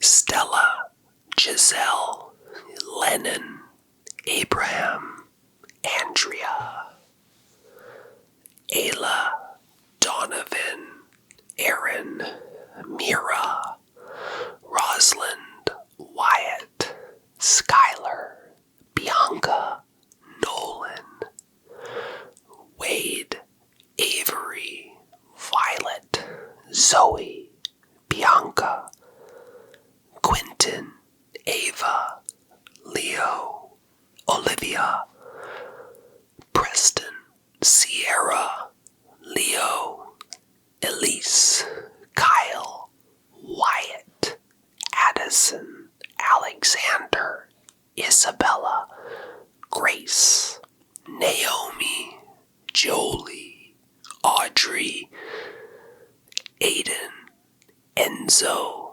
Eliza, Edwin, Quinn, Finn, Felix, Jordan, Naomi, Thomas, Emerson, Caden, Florence, Rosalind, Aspen, Zoe, Henry, Ivy, Yasmin, Skylar, Elijah, Victoria, Orla, Paige, Neil, Paxton, Quinn, Maverick, Zelda, Beatrice, Josephine, Hector, Nova, Nora, Morgan, Kennedy, Genesis, Ethan, Bradley, Ariel, Vivian, Wade, Theodore, Claire, Michael, Luna, Drew, Cylon, Estelle, Alex, Simone, Nadia, Nia, Caden, Luke,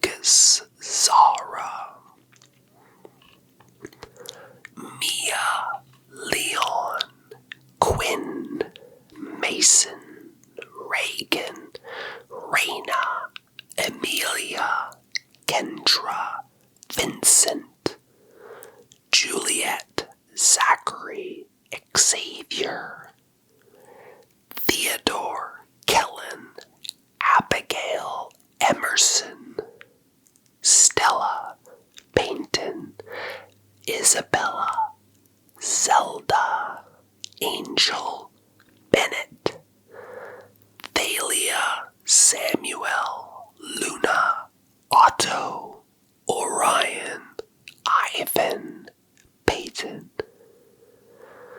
Quinn, Viv, Emilia, Emily, Adeline, Aria, Rose, Kellen, Bailey, Hazel, Rosalind, Eli, Kayla, Evan, Imani, Vincent, Opal, Rowan, Victor, Jasper, Zelda, Dylan, Serafina, Unity, Yuma, Oscar, Reagan, Ella, Alexander, Hugo, Ramona, Elisa, Victor, Ilsa, Ian, Violet, Erica, Nora, Lyric, Uriel, Bella, Oscar, Ruby, Reagan, Melanie, Paige, Grayson, Casey, Sawyer, Marley, Quinn, Faith, Warren, Willow, Riley, Celeste, Edgar, Kellen, Jackson, Taylor, Naya, Quinn, Vera, Raina, Nathaniel, Addison, Theodore, Olivia, Gabriel, Wyatt, Xylon, Zane, Brinley, Daria, Gray, Blake, Gabriel, Veda, Xavier, Hunter, Paige, Hadley, Naya, Orion, Rowan, Waverly, Penelope, Isaac, Quinn, Melody, Aiden, Emma, Riley, Orla, Unity, Logan, Soren, Xanthe, Kendra, Audrey, Fiona, Zachary, Kira, Luna, Samuel, Hazel, Rowan, Zion, Daria, William, Ren, Winter, Kellen, Carter, Rebecca, Charlotte, Oakley, Wesley, Olivia, Emery, Reagan, Layla, Zachary, Eleanor, Ava, Nolan, Athena, Aaron, Cooper, Zelda, Owen, Vaughn, Knox, Eloise, Isidore, Giselle, Edith, Rowan, Alice, Serafina, Ian, Vivienne, Joseph, Raina, Abigail, Sawyer, Melody, Ariana, Daphne, Hayden, Nee, Bennett,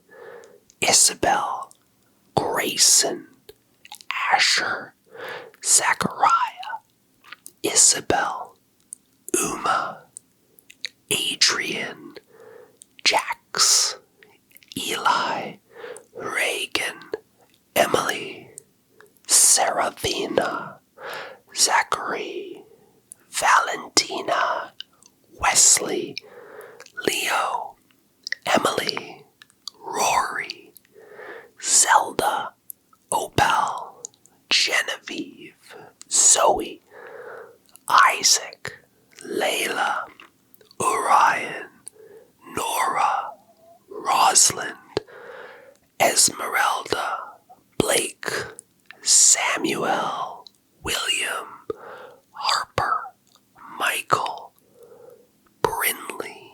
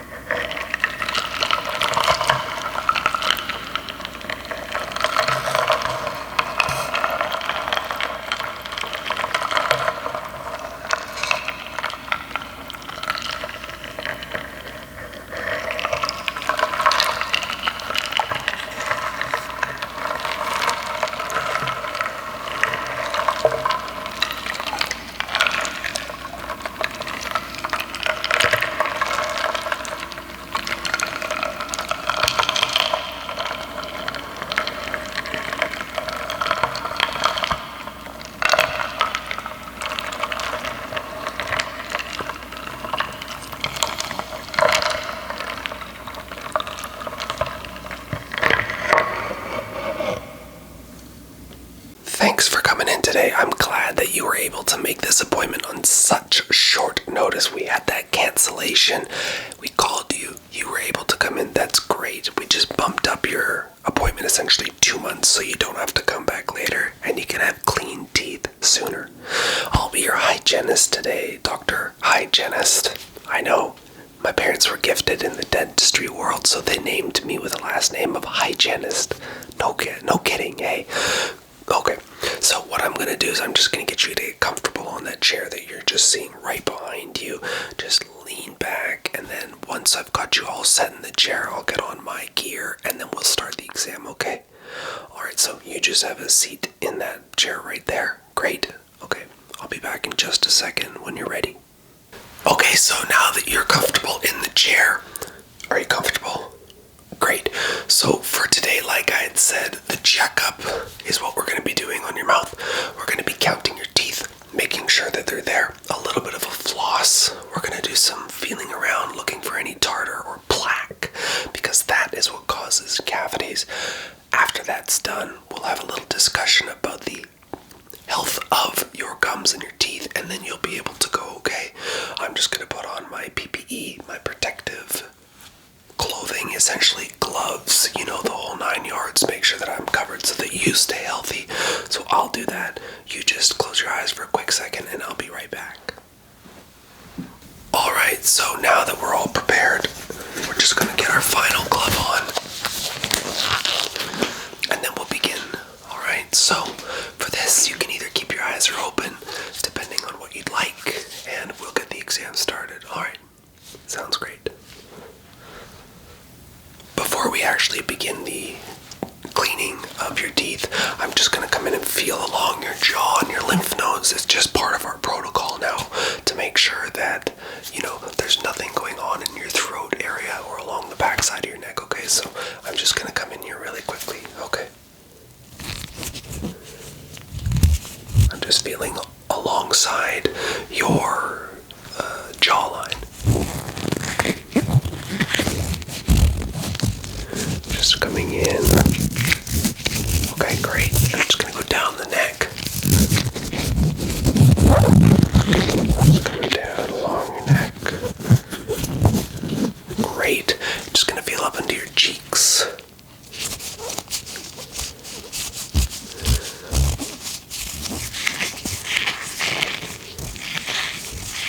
Excellent. Okay, let's get this exam started. Okay, so since I put those glasses on you, I might look a little fuzzy right now, but that's okay. We're going to be working inside your mouth. Just in here, okay? Alright, so let's start with just making sure that you have the correct amount of teeth. Okay, so just going to start counting your teeth, making sure that you have all 28. Okay.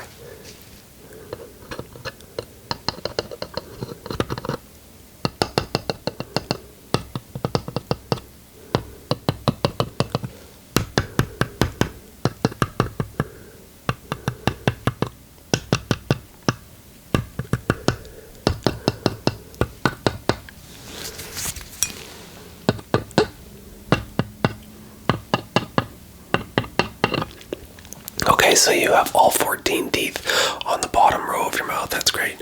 We're going to count the top parts now, okay? Alright, here we go.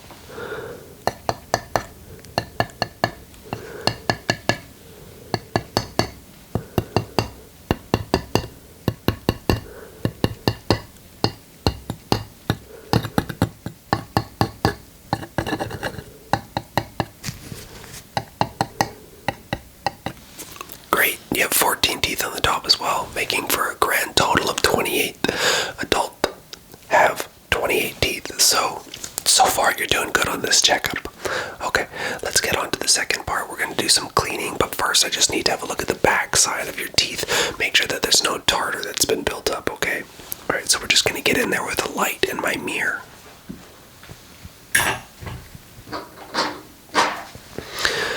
Okay, here we go.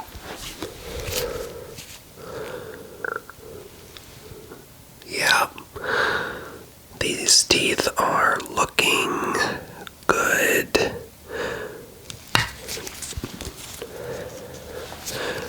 You must brush. How many times a day do you brush?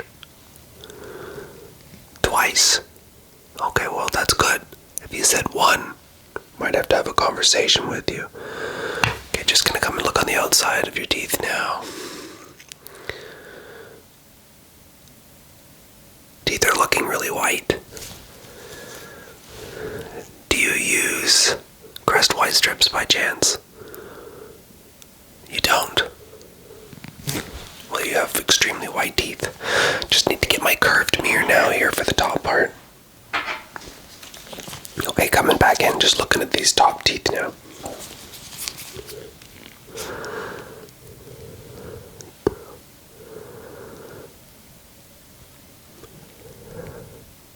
Back sides of your teeth are looking great.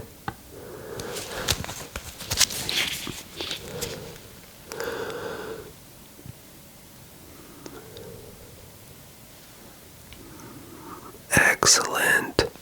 Wow. Just coming to check the outsides now. Not a lot of tartar to be found, but that's exactly what you want. You want to have healthy teeth. Healthy teeth. Have no tartar. Okay. So, now I've just got my scraper here, as you can see it. I know it's a little hard to see with the glasses that you've got on, making, myself look fuzzy, but it's all just so that you don't have to worry about what's going on. So we're just going to come back in here, and I'm going to do a little bit of scraping on the insides of your teeth, just to see if there's any plaque that comes off, but also testing the density of your teeth by just poking into them a bit.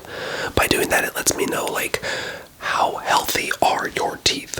Also going to be looking at your gums as well, okay? Great. Oh, sorry.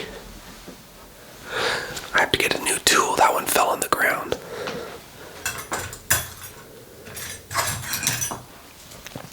Okay, here we go. I've got a second set of the tools. Alright, so I'm just going to be checking your front teeth first.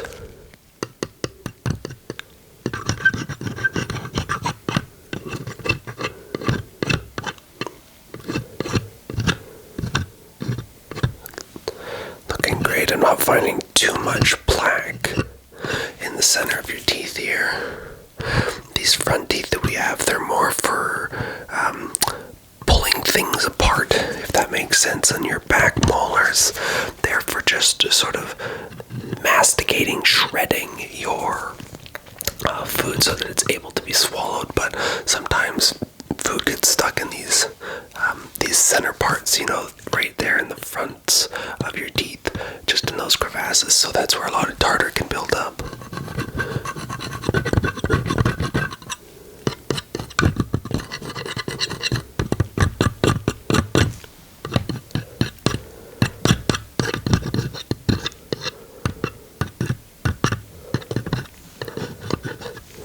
Just gonna come in on the back side here. It's a little bit more tricky, but I can definitely make it work. I'll have to hold 3 tools at once, but that's what they teach you in dentistry school, how to hold 3 tools at once. Okay, here we go.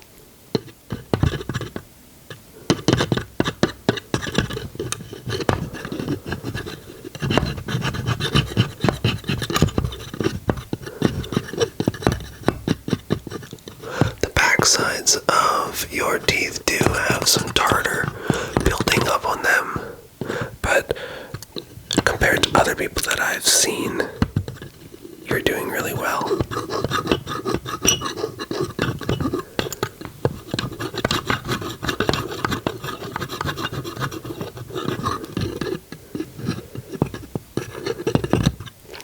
Great.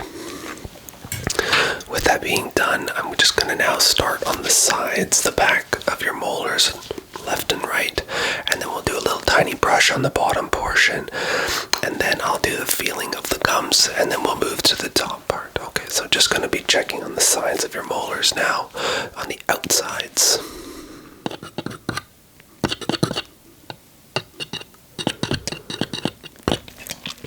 Your back teeth, not yours in general, but most adults' back teeth get slight discoloration as they just don't get usually brushed as well as the ones in the front, and that causes a little bit of that yellowing, and we think that when our teeth are going yellow that we're not doing a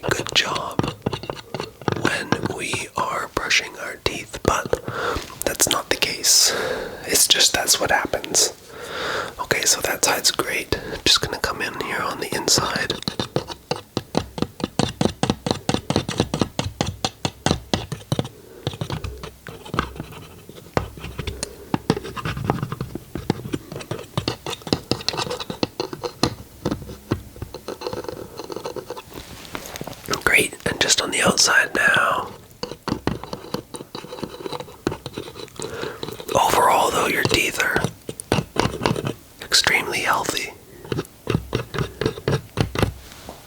And you show that you take good care of them.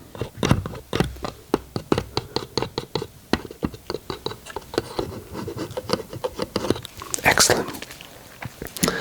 Now I'm just going to come in and check the gum density and then just check the density also of your teeth, and then we'll move up to the top part.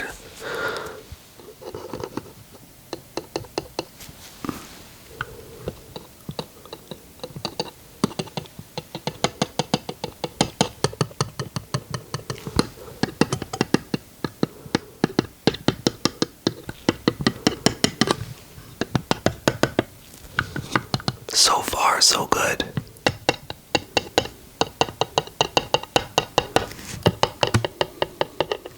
Excellent.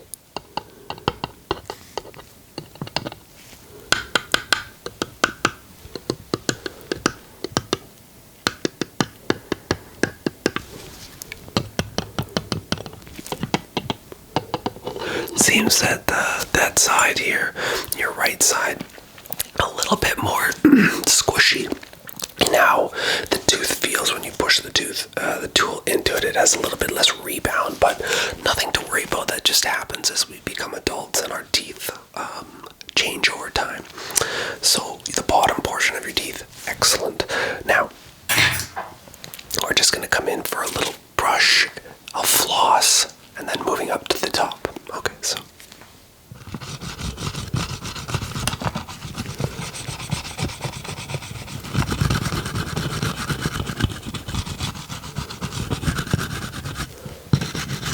You said you brushed twice a day, right? Okay, good.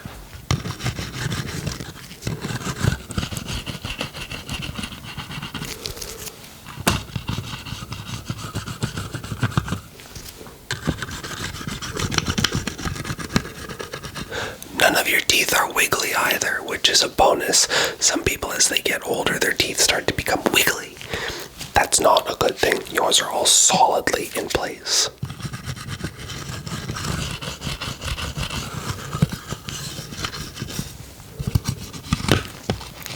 While I'm brushing your teeth here, I'm actually just looking at your gums as well. There's no signs of gingivitis, so far you're a star candidate of dental, at least for today. Great. Now I'm just going to come in and feel along your gums, and then we'll be good on the bottom portion.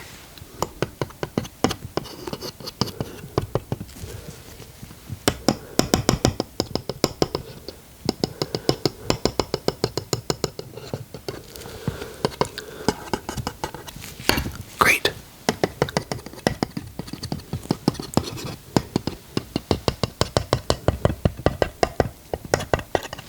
Excellent. Your bottom teeth are fantastic. You're a star pupil. I wish all my clients were like you, having nice teeth like that.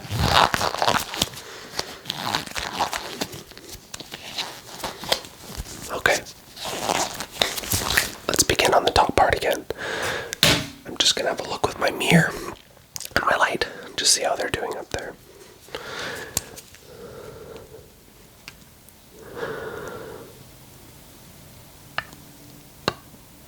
Yeah, like I had said earlier, you obviously take good care of your teeth. No signs of large amounts of plaque, just on the outside. Having a gander. Excellent. Cool. Alright, let's get in with that scraping. Just looking for that tartar. But first, like I said, we're going to check the density of these top teeth again, so let's get that done.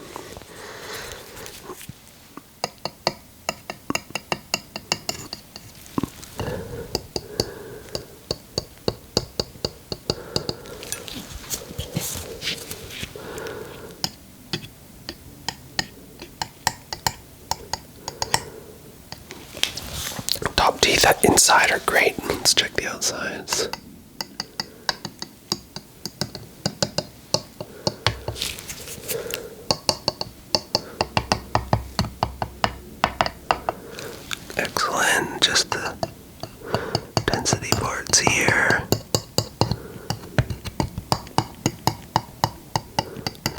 That's great. Your teeth are so well cared for. You are the all-star pupil. Might need you to come back in here just to show people how it's done. Okay, so now that we've done that portion there, checking the density of your teeth, which is great, we're just going to do a little tartar control and then move ourselves on to brushing. Okay, like I said, when you go to dentistry school, you learn how to use 3 tools at once. So here we go.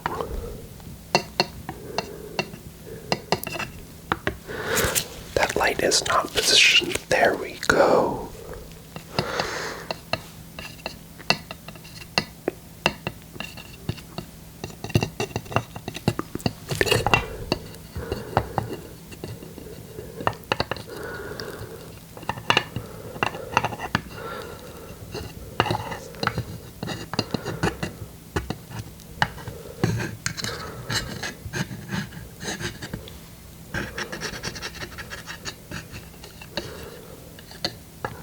That's excellent. That's great.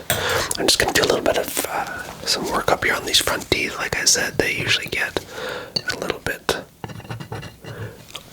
extra on the tartar buildup.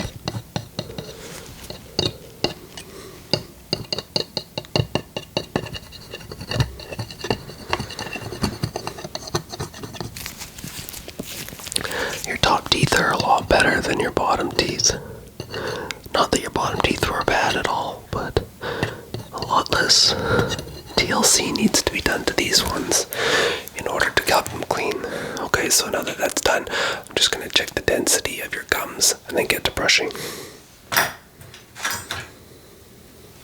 Okay, I'm coming on in here just to check those gums.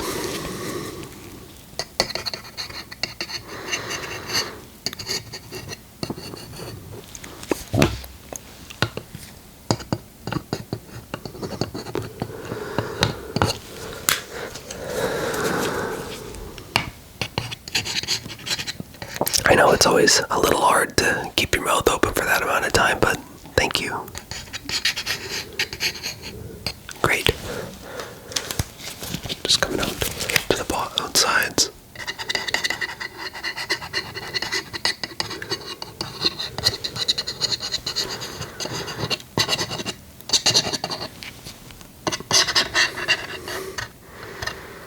That's wonderful.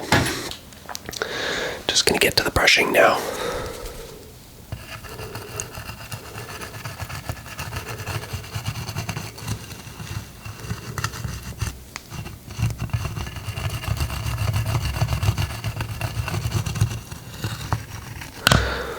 What type of toothpaste do you use?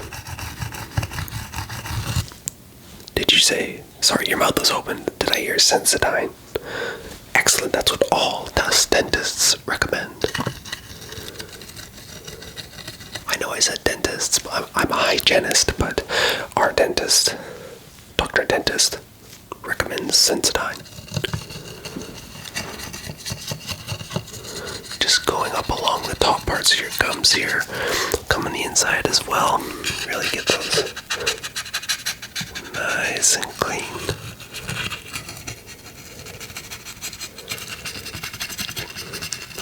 It always feels great after the dentist, I find. Your teeth feel so good, you don't even want to eat anything, just because they're so clean feeling. So with that being done, we're just going to get to one of the final parts here. We're just going to floss.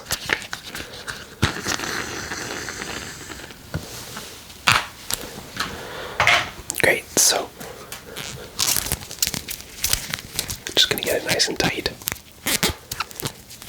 Okay, excellent. Just coming on in here now. Okay, here we go. What's going on here with this? There we go.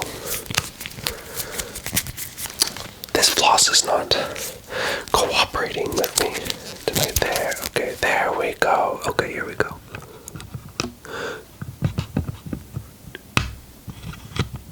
Oh, that's wonderful. No plaque. No plaque is coming out. Means we've done a good job today. Also, I have you as my star pupil. Obviously, when there's no plaque to begin with, that makes life a little bit easier for me. Great.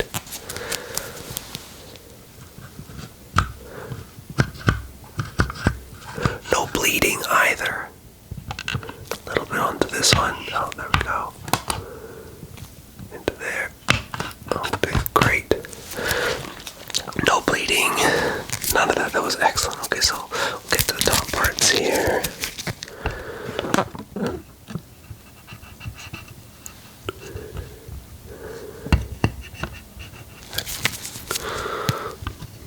Now, do you floss? You do. You're the literal unicorn. You floss and you brush twice a day and you use Sensodyne. Who are you? You're the all-star client. We just take a photo of you and say, when they come in the office, it says, be like you. Wouldn't that be great? Okay, so with that being said, I'm just going to do one final look over and then we'll get all this stuff off of you. I'll ask you some questions just to make sure that your health is otherwise up to date, and then you'll be able to get your toothbrush, your floss, and a little bit of a goodie. Not a treat though, like, you know, the little toys you always get when you're leaving our office, and then you'll be able to go. So I'm just going to come in one last time, have a look, and then we'll get you off the chair here.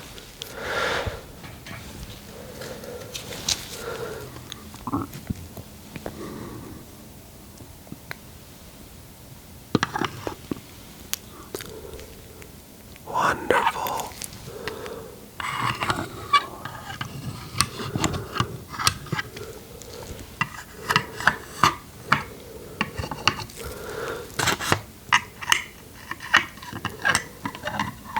Great.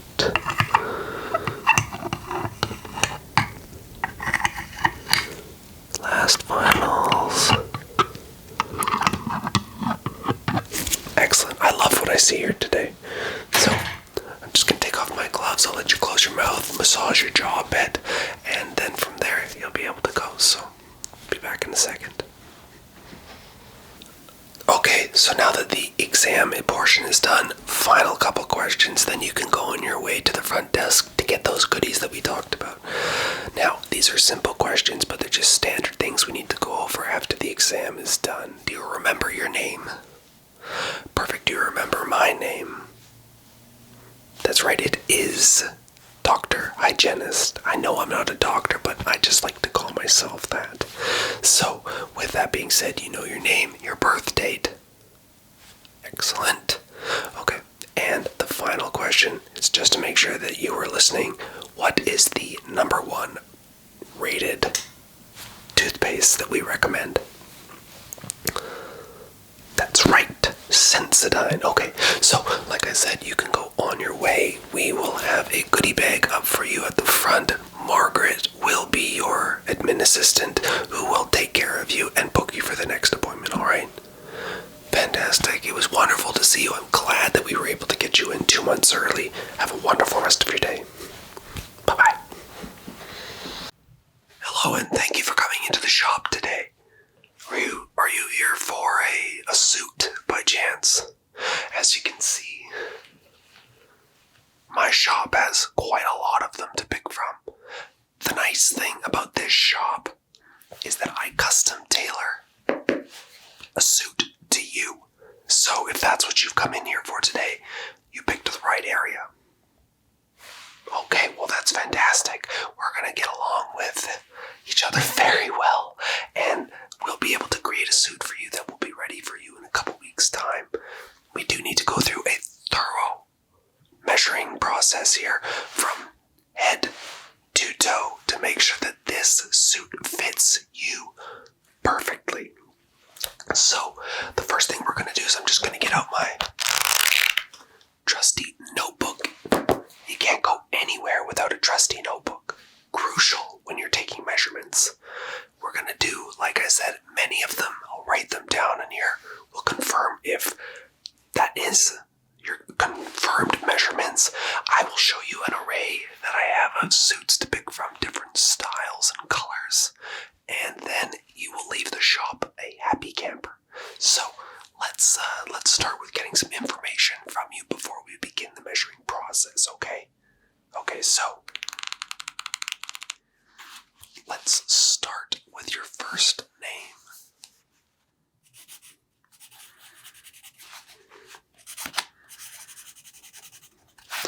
That's excellent. Can you tell me your age? Okay, and this is all just for statistical purposes so we can see who comes into our shop. What is your birth date?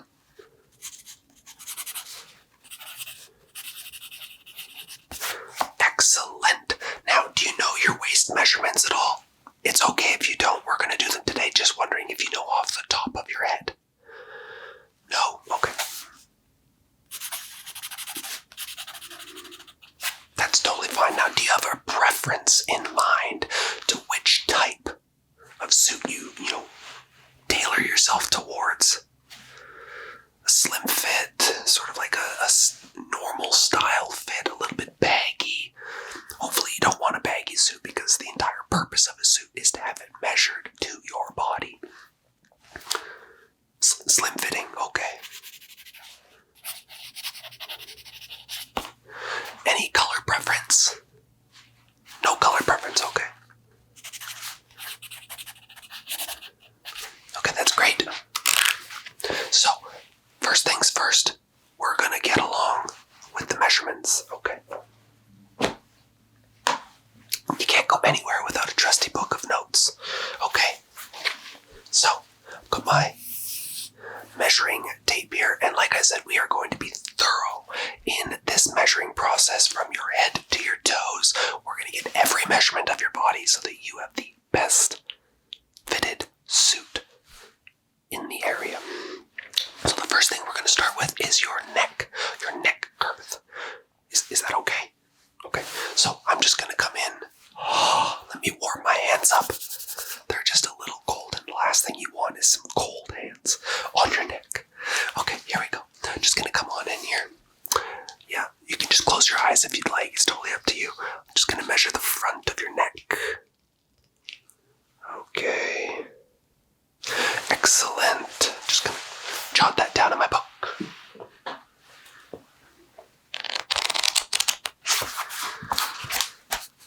Neck. Okay, great. So, the next part, we're just gonna do the length of your neck. Because that's also important in the collar height. If you want your collars really, really long, that's okay. If you don't, you don't. Okay, I'll jot that down in the notes in a second. So, I'm just gonna measure the length of your neck. Starting there and then moving our way up. Okay, that's great. That's a good proportionately sized neck. Let's put that information in the book. Neck length. 4 inches. Okay, great. And we said slim fitting collar. Slim fitting collar. Great. Let's get to shoulder widths. Shoulders, so I just need you to stand nice and normal, just like I am here. Arms down by your side. Great. We're going to go from side to side. I'm going to measure the left to the right, and then the right to the left, then to the centers on each point to make sure that it is, in fact, even on both sides. So, we're just going to start here. I'm going to start on your left side. So, just starting here. Come into the center of your shoulders. I think that's about right. Okay, and just go to the other side. Excellent. Okay, and then we're just going to take one measurement in the cross and cut that. It should be in the center line there. So just start there. Move across there like that. 11. Excellent. You have perfectly built shoulders for a suit. You're going to look amazing. Left shoulder. 14 inches. Right shoulder. 14 or 2. And then total length. We've got 30 inches. That's great.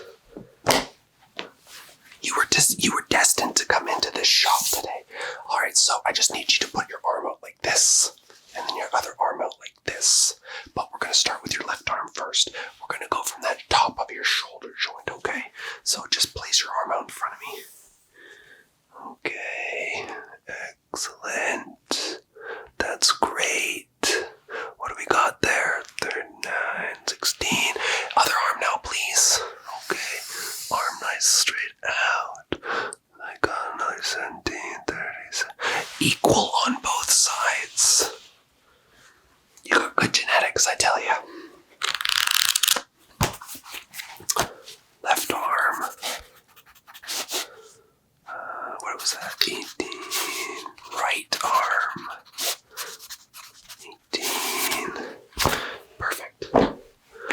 far this suit's looking pretty darn good, I'd say. Now, I'm just going to get you to stand nice and straight, just like I am right here. And we're going to then measure from the middle of your Adam's apple, right here along where that collar line starts at the top of your shirt. And we're going to go down just to your belly button, okay? Alright, so just stand there for me, please. Excellent. Just going to go down to your belly button.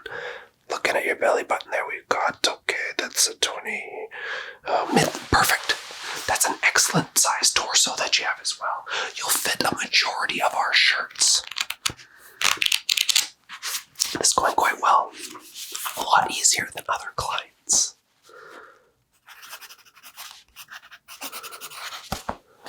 What is that? 16. Excellent. Now, like I'd asked earlier, do you know your width on your stomach? No? Okay. I'm just gonna go wrap it around, and then we'll just see what that is, okay? Alright, so if you just stand nice and tall, arms out like that for me. Okay, I'm just gonna come around behind you here. Okay. Okay, and then we've got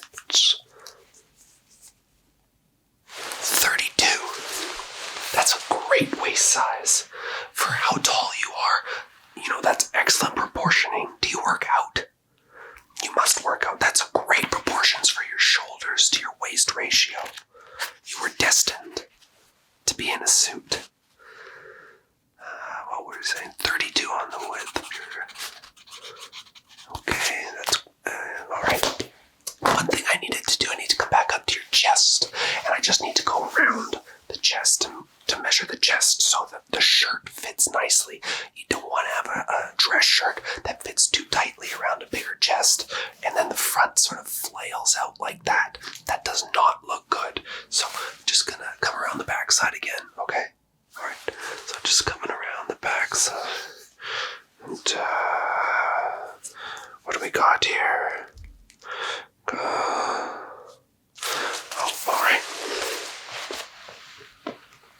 44. I believe that was 44.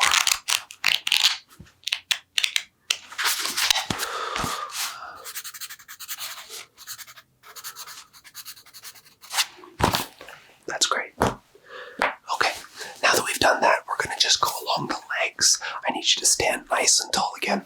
Doesn't matter where your arms are, just keep your waist area open. So I'm going to go from your belt line, wherever you have a belt line on your pants, and then go down to your feet. Okay, so, yeah, alright, good. I'll do that right now. Okay, here we go. I'm just going to measure. Just measuring along here. Just kidding, your legs aren't that long. I'm just measuring, and we've got a 34 on the left. I'm just going to do the right side now. And another 34. That's awesome. 34 in the length. So far, nice even measurements all around. You're going to make this so easy for our tailor in the back shop there. And that was a 34. I just need to come and go on the inside seam of your leg just to make sure that it equals out, okay? Alright, I'm just going to go for down one more time. Okay, so we've got equal on the left and equal on the right. Great. So, just doing that on the length seam inside. We've got 34. Okay, so to recap, so far we've done your neck. We've done the length of the collar you want. We've done your shoulder width, your left arm, and your right arm. We've then done your Adam's apple essentially area, or, your neckline area right here, down to your belly button. We then did your chest width. We did your waist width.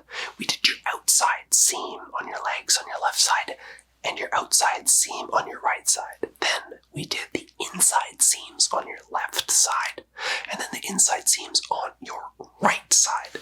Is that right? Okay, good. And how did you feel along that whole thing? Okay, that's great. It's like you've done this before. Have you done this before? No? Okay.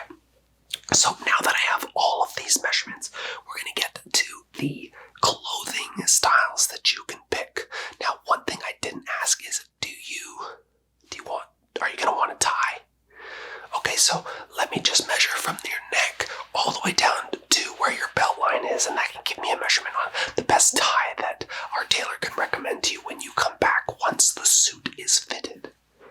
Okay, yeah, great. So just stand nice and tall again. You don't have to puff your chest out. Just sort of stand normally. Just get a measure from the top, and then down to your waistline, like I mentioned.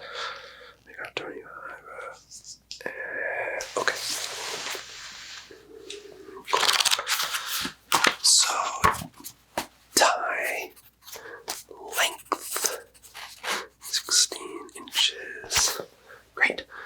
So with that being said, is there any other measurements you'd like me to take that you feel that would help make it feel more fit? The shirt, when the shirt has been tailored to our original sizing that we've just done, you will come back. We will then get you to fit everything on, and then we'll just sort of take all the measurements on what the shirt looks like, and then we'll tuck some areas in, we'll pin it, and then we'll give it to the tailor so they can make it super fitting to you. Today is about rough estimates, and then you get your fine measurements when you come back, when the suit has been created in a couple weeks' time. Our tailor is super fast. Super fast when I say that. So he's in the back office there. He'll be able to help you out with that portion. I'm here today to give you the best experience in getting fitted for a suit. With that being said, are you going to be wearing shoes? Of course you're going to be wearing shoes. What size shoes do you wear? 10.5, okay. American or European? American, okay. 10.5 American, okay. Do you prefer black? Black, tan, blue. What color shoes would you like? Tan colored, okay. So I do have some options of suits that I can give to you if you prefer a tan colored shoe. I can also make them work with black as well. Now the tie color, it all depends on the suit. So depending on the color, will sort of dictate the color of your tie that you're going to get. As you can see, I have a gray suit on with a pink tie. It goes very well, but it can also go great with a navy blue. With that being said, let's get into looking at different style shirts to see what fancies your suit. So, in regards to shirts, there's many different varieties. We have this first suit. Let me put these down. We have our first suit here. This one. It can go well with a variety of suits if you're looking to have a night out. Not too formal, but, casual. It's a very nice shirt. It's got a little bit of design on it to make it stand out. So that's one of them.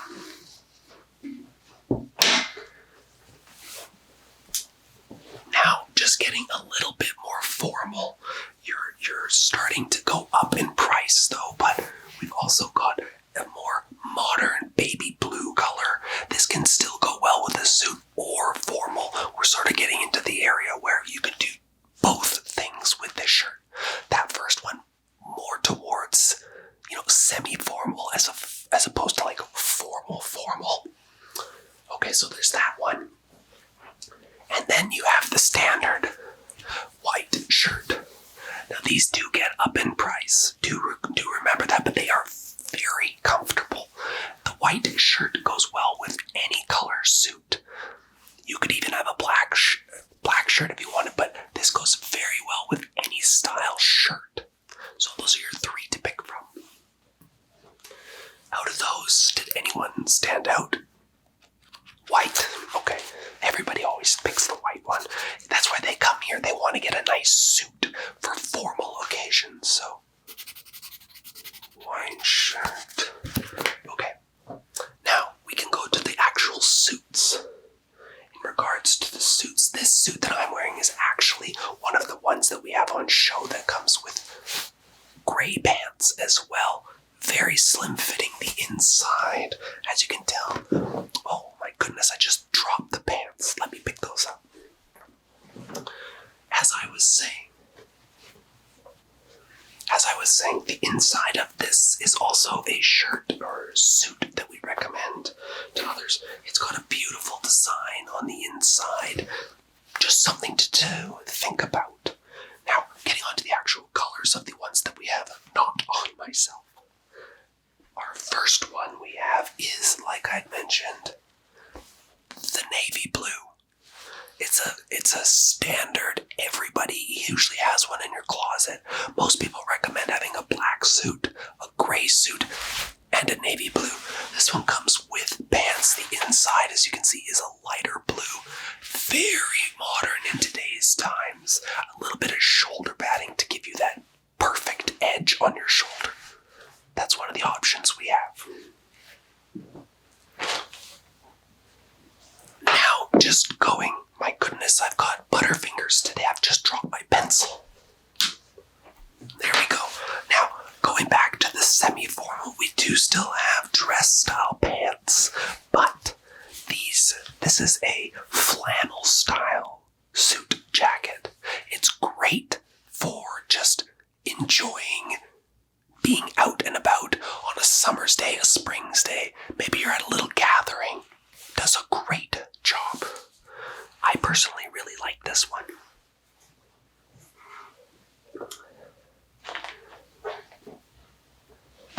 Now, this is sort of our creme de la creme. It's a gray style suit, but you can get it in any color. It comes with the pants, and it's an added bonus just for today, actually. It's a sale we're having. It comes with the jacket as well. Let's just show you what that jacket looks like. So, as you can see, a fitted jacket on the front, the backside, a nice blue. It's beautiful. Very, very great. The company, Joseph Abold, actually, one of our best sellers. Highly recommend these. Now, with all that being said, let me just grab my notebook one more time. Where did I put that silly thing? Okay, so with that being said, did any of them sort of strike you in regards to which one stood out more? The blue one, the navy blue. I knew you were going to pick that one. Now, navy blue can go great with a pink tie. This one's got a little bit of design on it, but as you can see, a little bit of design, but there's ones out there that are super pink, and they go very well with a white shirt and that blue, that navy blue color in the suits. I think you'd look great with it. So, with all that being said, I believe that the best style suited shoes for you would be a tan colored shoe with the navy blue, a pink tie, white shirt, and the navy blue. How do you feel about that?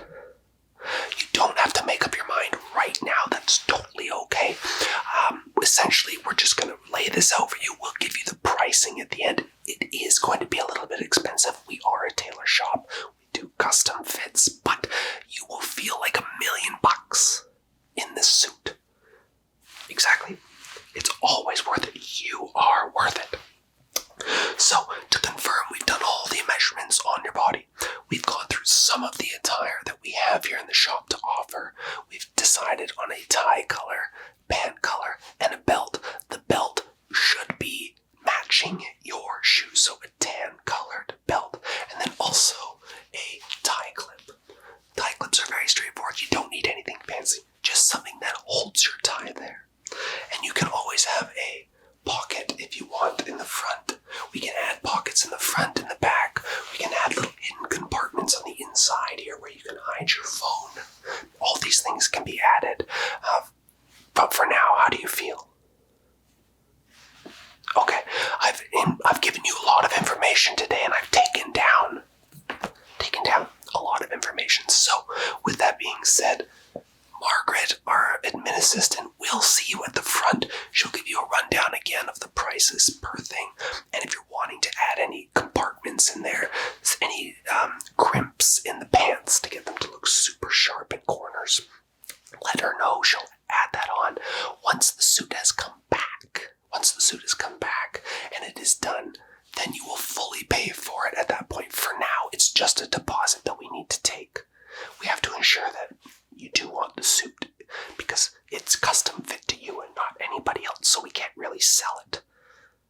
Okay, so that's great. Margaret will see you out at the front door there. I'll go into the back and give our tailor, Jimmy, all of your measurements, and they will start on it right away. We'll see you in about 3 weeks' time. I'll be calling you, okay? Okay, so I'm going to head to the back. You have a great rest of your day. Take care. Bye-bye. Welcome back to Storytime. This one is going to be great, so just sit down, relax, put yourself in the most comfortable position you can, and let's get into the story. This one is titled Shadows of the Gutter. In the heart of New York City, where skyscrapers pierced the sky and the streets teemed with life, there existed a world hidden from the bustling crowds, a world of dark alleyways and winding sewers. It was within these forgotten corners that our tale unfolds. The year was 1912, and the winter that had draped the city in a shroud of cold and dampness. Rain fell in sporadic bursts, and the pitter-patter of droplets echoing against the cobblestone streets. Amidst the labyrinth alleyways, a solitary figure treaded cautiously, his footsteps muffled by the gloom. Did you hear that? Let's get back to it. Theodore Crane was his name, a journalist by trade and a seeker of truth in a city veiled by shadows. With a weathered face etched with lines of experience, he navigated the maze of the streets with a sense of purpose, his trench coat billowing in the biting wind. As Theodore ventured deeper into the heart of the city, a sense of unease settled over him like a suffocating cloak. The darkness seemed to press in from all sides, and the distant sounds of the city faded into an eerie silence. Yet he pressed on, driven by a curiosity that gnawed at his insides. It was then that he stumbled upon a gathering of homeless souls huddled around a flickering fire for warmth. Among them was old Jack, a grizzled veteran of the streets who bore the scars of a life lived on the margins of society.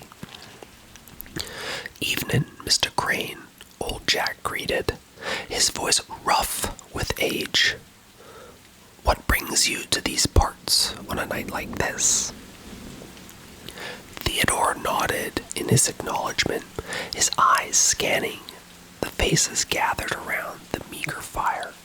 "Just passing through, Jack. Heard any tales worth telling lately?" A knowing glint sparked in old Jack's eyes as he leaned in closer, his voice dropping to a considerable whisper. "Aye, there's one tale that sends shivers down the spine of even the bravest soul, the legend of the Gutter King." Theodore's interest was piqued, and he settled in among the group of eager to hear more of this mysterious figure. According to the old Jack, the Gutter King was a creature of the night, a spectral being that dwelled in the depths of the city's sewers, emerging only to prey on the unsuspecting. It is said that the Gutter King awaits in the darkness, luring in those who have lost their way with promises of warmth and shelter. Old Jack recounted, his voice trembling with fear. "But once you're in the grasp, there's no escaping its clutches." Theodore listened intently, his mind racing with possibilities of such a tale. But as he prepared to delve deeper into the mysteries, a chill wind swept through the alley, sending shivers down his spine. Turning slowly, Theodore's blood ran cold as he beheld a figure emerging from the the shadows. A figure cloaked in darkness, with eyes that burned with an otherworldly light. It was the Gutter King, come to claim its next victim. With the primal instinct for survival, Theodore fled into the maze of alleyways, his heart pounding in his chest as he sought refuge from the relentless pursuit of the creature. But no matter how far he ran, the Gutter King was always one step behind, its malevolent laughter echoing through the night. In a desperate bid for sanctuary, Theodore ducked into a narrow passageway, his breath ragged as he pressed himself against the cold, damp walls. And there, in the suffocating darkness, he waited, his senses attuned to the slightest sound. Hours passed like an eternity as Theodore remained hidden, his mind plagued by visions of the creature that hunted him. But as dawn broke over the horizon, the streets of New York City remained shrouded in mystery. The legend of the Gutter King, a whispered terror in the hearts of those who dared to venture into the shadows. As Theodore emerged from his hiding place, he knew that he had narrowly escaped the clutches of the Gutter King. But at what cost? For in the heart of the city, amidst the towering skyscrapers and the bustling streets, there lurked a darkness that could never truly be vanquished. A darkness that hungered for the souls of the lost and forgotten. And as Theodore Crane walked away, he couldn't help but wonder if he had truly escaped the fate that awaited him in the depths of the city's darkest secrets. That's it for the story tonight. If you enjoyed this story of the Gutter King, make sure others get to enjoy it as well. Show your friends and family. Anyways, thanks for listening. Have a good one. You've come to the right place today if this is where you're looking to get your palms read. I am Dr. Palm. I have years of experience of learning how to read your palm and letting you know what all the lines stand for, what they mean, and what is to come. So, in order for us to begin this, I'm going to need you to sit down and make yourself comfortable. Yeah, the chair right there is perfect. The bed, whatever you can sit down on and make yourself comfortable. The next thing is I need you to just take a few deep breaths in, and we're going to calm our mind. So a deep breath in, and then let it out. Let it flow off your shoulders exactly just like that. Another breath in. Hold it, and then let it out. Off those shoulders, let it flow off the left and the right. Okay. And the last breath in. Hold it, and then let it out. Left, right. Great. Now, did you want to use your left hand or your right hand? Okay, you can decide whichever one it is. I just want you to make sure that I'm going to be feeling it. I'm going to be touching it. I'm going to be reading all the lines on your hand. So whichever one you decide is the one to pick, place that down just in front of me right here. Okay, you've chosen that hand, all right. So the first thing that I need to do is I need to just clean off your hand so that I can make sure that the lines on your hand are as legible so I can give you the most accurate information based on the lines on your hand, okay? All right. So, if you just keep your hand there, I'm just going to give it a quick little clean now, okay? If you have any questions, don't hesitate to ask. I don't think you will have any, but if you do, I'm right here.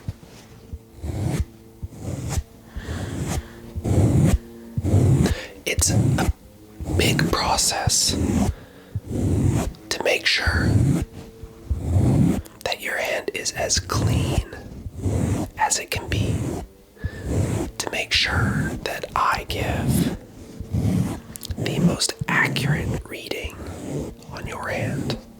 I'm just gonna have a look at it and see how we're doing with it, okay?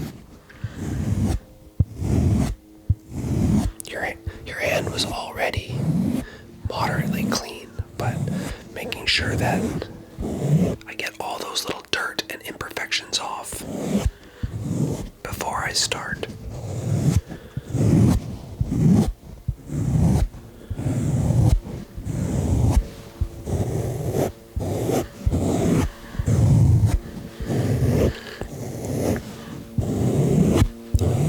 Okay, your hand is nice and clean now. Now, before we begin, I need to make sure that I have my glasses on so I have the best eye vision when reading your palm. So, we'll just put these on. There we go, I can see you much better now, and I can see your palms way better now. I've got my light. This light is just to follow along for myself to make sure that I'm looking at the correct line when reading your palms, okay?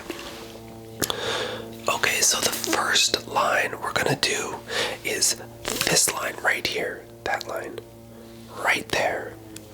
That is called your heart line. And what this heart line does, that line right there, it represents the emotions that you have on that line. Love and relationships. So the first one that I'm going to look at is the love that I see in your life, both now and in the future coming, okay? Okay, so this line here, that one right there, that's just above your thumb. Do you see that line? Okay, great. That line there is the one that represents love, and in your life currently, right now, I see that you fancy someone. Whether they know it or not, you do have an emotional connection towards someone at this moment. It shows the length of that love line has been for some time now. Now, whether or not that person knows it or not, that's for you to let them know. But like I said, that line right there represents love, and you do have someone in your life that you love, and it also reciprocates back. Somebody loves you. Whether you know it or not, somebody also loves you. The next line that goes perpendicular to that line, just under your thumb, that one right there, represents emotions. That line is quite long, which represents that you might have had some emotional things happen in your life, both happy and sad. But this line, like I said, it represents both good and bad. Right now, whatever you're feeling is what is meant to be felt. That line is long, and it just shows that you've had a lot of emotional things happen in your life, both happy and sad. And the last line that crosses through them, right there, do you see that one? Where we were just showing on your thumb, right there, that line there, it's the one that just goes across like that, right there. That's the line right there. That one represents relationships. Whether you've had them or not in your lifetime, this line is always a constant line. It's always the same length on every person, because at some point in your life you will have a relationship, whether that's with a human, an animal. It could be anything, but it could be a relationship of love. It could be a relationship of friendship as well. So like I said, that line that you're seeing right there, that one right there, on your hand is constant because a friendship, a relationship, love is constant. Therefore, it stays the same length. Now, the next one is called the headline. The headline is found just above your middle finger, right there. Do you see the one that I'm talking about? Yeah, so that line there, like I said, it indicates intellect. The one just beside it, this line right here, that's just beside it horizontally, is mental state. And then the one on this side right here, that one right there, that indicates your communication abilities. So we're going to talk about the first one in the center, right there of your middle finger. And like I said, that represents intellect. So looking at that line there, it's quite a large circle, which indicates your intellect is high. You may not know it, but other people can see it. The way that you speak, the way that you present yourself gives a ambiance of high intellect. And a lot of people recognize that. You yourself might even recognize it on that spot right there. So the next time you're out, you're walking, you're around people, know that your intellect is quite high, and other people can feel it. Now the one that we just went to beside that, underneath your ring finger, if that's the correct hand that you put down, it would be your ring finger. If not, it would just be your other finger beside your middle finger, beside your pinky. That one is your mental state. That one right there, I'm just pointing to it with the light. That one represents your mental state. Now, whether or not your mental status is good or negative right now, that is not what the point of this is. It is just to bring to the forefront of your mental status. We're not here to talk about whether it's positive or negative in regards to it. Just embracing it and acting and knowing that right there on that spot on your hand is the mental status, and you are aware of it. How you choose to deal with it is out of my control as a palm reader. It's in here that you decide how to deal with your mental status. But just given, if I was to have a hunch, just given on what it looks like, you're in the right direction. So keep on going. Exactly. Now, the last one, like I said, just here underneath your pointer finger, that one is your communication abilities. Now that ties in together with all of your mental status and your intellect. All three of those lines together right there indicate well-being overall, dependent on your communication abilities. If you are able to communicate how you feel through your mental status and also indicate how you are as a person with your intellect, your communication abilities will be really high and people will understand you more. So keep on going with your communication. It is the forefront of what makes us as humans who we are. So you're doing a great job. Now, this next line, it follows all the way down your palm here, right down to the center of your wrist. That line, yes, that one right there. That is your lifeline, And dependent on how old you are, that line will either be quite long or quite short. Now, the lifeline represents many things. That line there that I'm talking about, it indicates your vitality. The one right there. Did you find it? Okay, yeah. Vitality, your physical health, and your general well-being. So the first one age. Looking at yours, I can see that it's, 3/4 of the way through your palm, which means, you could be middle-aged, but you've not hit the halfway point in your life at all yet. You still have a lot of vibrance to give, and that's depicted on that line right there. So keep on living and enjoying life for that part. Exactly. Yes, you are doing great. Now, as it continues down, the width of that line is dependent on your physical health. And that's in the present, in the now of how you, as you here, feel. How is your physical health? I can't see internally into you, but based on what I'm looking at on this line, it's a width. It's got some width, which shows your physical health is strong. If it was quite narrow, which it definitely is not on that section, it's a wide line, which means your health is in peak performance. You are doing well. And if you don't believe me, it's indicated right there on that line that I'm looking at.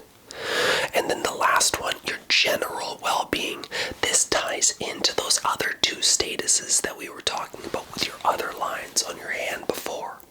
Your general overall well-being with your mental status. Your physical health ties together to create general well-being. That's in your mind and body and soul. And based on that, I can see that it doesn't taper, it doesn't wind, it's a straight line down, heading towards your wrist, just like that, heading down towards the wrist area, towards the bottom of your palm.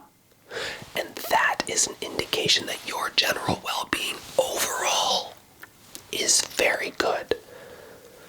And if you don't believe me, like I said, again, you can just look at that line on your hand. I'm looking at it right here. That right there is looking well. It's looking well. So far, I'm really impressed with what I'm seeing here based on the readings from your palm. Now, these last ones, a fate line, that's F-A-T-E, your fate. What will happen? This is a line that can sometimes be a little tricky in regards to what presents on a palm. That fate line, it follows along horizontally on your palm from the left side to the right side. And based on its curvature and based on its width and its depth on how far it goes into your palm indicates your fate. If it's barely visible, if it's not there at all, unfortunately, that does mean that time may be running out for you. But from what I'm seeing on your palm right here, that line is going side to side, and it's deep. That means you have a lot of time left before you close that door. There's a lot of time to go, so do not squander that time. Looking at that line right there, that line from side to side there is long. You have still a lot of life, and it's deep. Your fate has not been made yet. It has not even been written yet. Therefore, I encourage you to do as many things as you can before that line becomes more faint and less deep. Okay? But based on what I'm seeing here right now, it's looking very well. Now, there are other parts of palm reading based on the amounts of Jupiter, Saturn, Apollo, other planets out there that can make you align with each individual planet. They base it on leadership, your discipline, creativity, and communication. And based on what I'm seeing overall for what we've gone through, based overall on your entire palm hand here, Jupiter is what comes to mind. Jupiter is a large planet. It holds power. which is what your palm is telling me. It holds discipline of being able to contain all those moons around it with that ring. It has communication. It speaks to people with its vastly large size. And based on your palm, you embody all of those things. Your discipline to hold those moons together, to hold your life together with what's going on right now in the world. Your communication standards, letting people know how you think based on what I'm seeing, exemplifies Jupiter as to what you are. Moving on to the overall palm shape. That is the entire shape of your palm from all around, moving up into our fingers and where those lines go. Right? Yes. So based on what these suggest your personality traits based on you and the tendencies that follow that. Your personality traits could be that you like to go to the movies. People find you a good person. There are so many traits that can create a personality. And based on what I'm seeing here on the entirety of your palm moving up those fingers, like I've said, you are a good person. Your personality traits show that you are happy. They show that you care about others and that you make time for them. That's a hard thing to do in today's times, but this palm right here, your palm right there, shows that you are a kind-hearted person and you go the extra distance to make sure that they are taken care of. There are some drawbacks, though, to that side. Unfortunately, sometimes it just means that while you wear your heart on your sleeve, sometimes the heart can be hit by others' cruel words. But based on the tendencies of your personality, you deflect them. They do not stick to you. Your emotional control, based on all the other things that we've spoken about, make you a person who cares for others and can receive love when you need it, but when hurtful words happen, you are able to deal with it. And then overall, the last thing is the texture of your palm.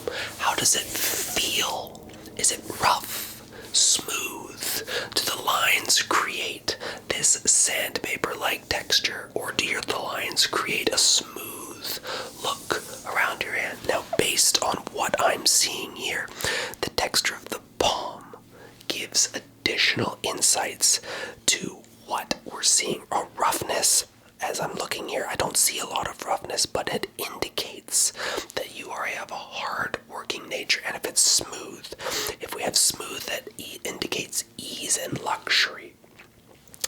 I can see on the edges of your palm, roughness, which indicates the hard working nature of who you are. But alternatively, on the inside, the smoothness that I can see ease and luxury. Good thing for you, though, is that we start our life on the outside of our palm. The outside, which indicates roughness, and I can see that based on your palm, it is a little rough.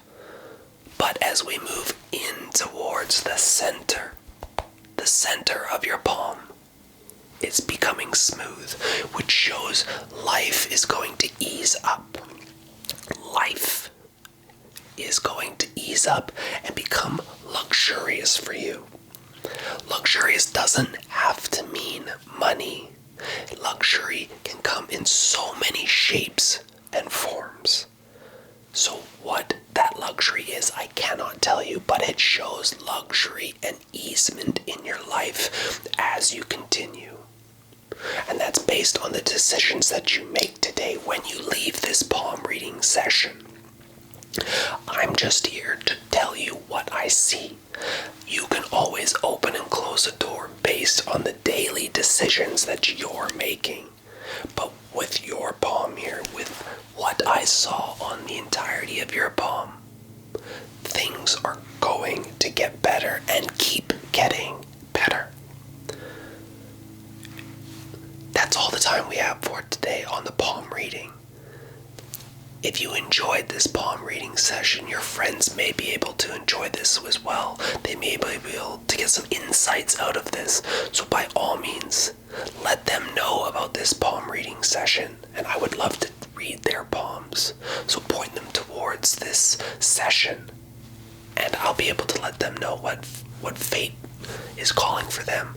But for you coming into this session today, I thank you, and I say good day, and you're gonna have a wonderful life. So with that being said, have a great rest of your day. Welcome back, everyone.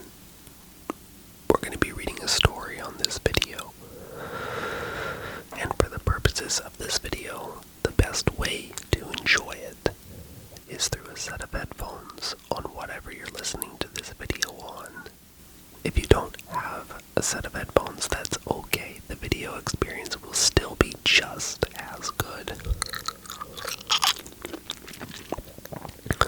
However, if you have a set of headphones, now would be the time to put them on for the story that we're about to tell. This one's called The Whispering Woods. In the heart of a lush forest, nestled along the towering trees and winding streams, there lay a quaint cottage. It was a place of solace and serenity, where the air was filled with the sweet scent of wildflowers and gentle rustles of leaves. The cottage belonged to an elderly woman named Alara, who had lived there for as long as anyone could remember. Alara was a wise soul, her face etched with lines of experience and kindness. She spent her days tending to the garden, where vibrant blooms flourished under her care, and her nights weaving tales by the fireplace. Many travelers sought refuge in her cottage, drawn by the warmth of her hospitality and the stories that seemed to flow from her lips like magic. One evening, as the sun dipped below the horizon and painted the skies in hues of gold and crimson, a weary traveler stumbled upon Alara's cottage. His name was Finn, and he had been wandering through the forest for days, searching for a place to rest his weary bones. Alara greeted Finn with a smile, her eyes twinkling with warmth. She welcomed him into her home and offered him a seat by the fire. As they sat, the flames casting a glow upon the room, Alara began to tell Finn a story. It is said she began, her voice soft like the whisper of wind through the trees, that deep within the woods lies a place of extraordinary beauty, a hidden grove where trees sing and the flowers dance in the moonlight. Finn listened intently, captivated by Alara's words. He had heard tales of whispering woods before, but he had never dared to venture deep into the forest to seek them out. They say that those who are pure of heart and true of spirit may find their way to this enchanted grove, Alara continued. But for the path is treacherous, and many have lost their way in the darkness of the woods.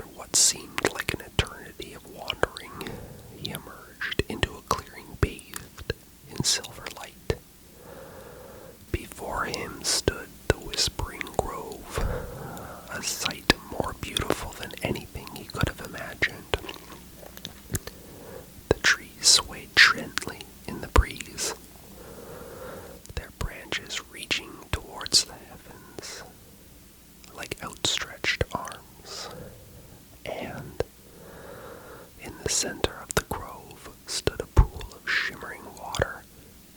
Its surface reflected the star-studded sky above. Finn approached the pool with reverence, the sound of his footsteps muddled by the soft carpet of moss that covered the forest floor. As he gazed into the crystal-clear waters, he saw his reflection staring back at him, a wary traveler, but with eyes alight with wonder and awe. Suddenly, a voice echoed through the grove, a melodic whisper that seemed to emanate from the very heart of the forest. "Welcome, traveler," it said, "to the Whispering Woods." Finn looked around in astonishment, but he could see no one in the grove. "Who are you?" he asked, his voice barely above a whisper. "We are the spirits of the forest," the voice replied, "and we have been watching you, Finn. We have seen the kindness in your heart and the courage in your soul, and we have deemed you worthy of our secrets." With that, the Whispering Woods came alive with sound, the rustle of leaves, the trill of bird song, and the gentle murmur of the breeze through the trees.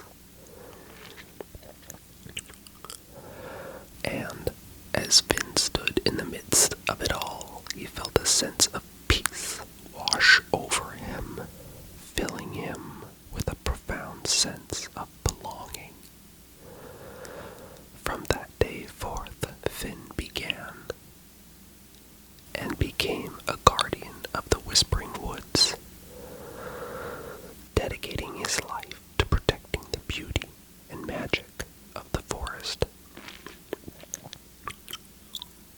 And though he never forgot the warmth of Alara's cottage, or the stories that she shared, he knew that his true home lay among the trees, where the wind whispered secrets and the stars danced in the night sky.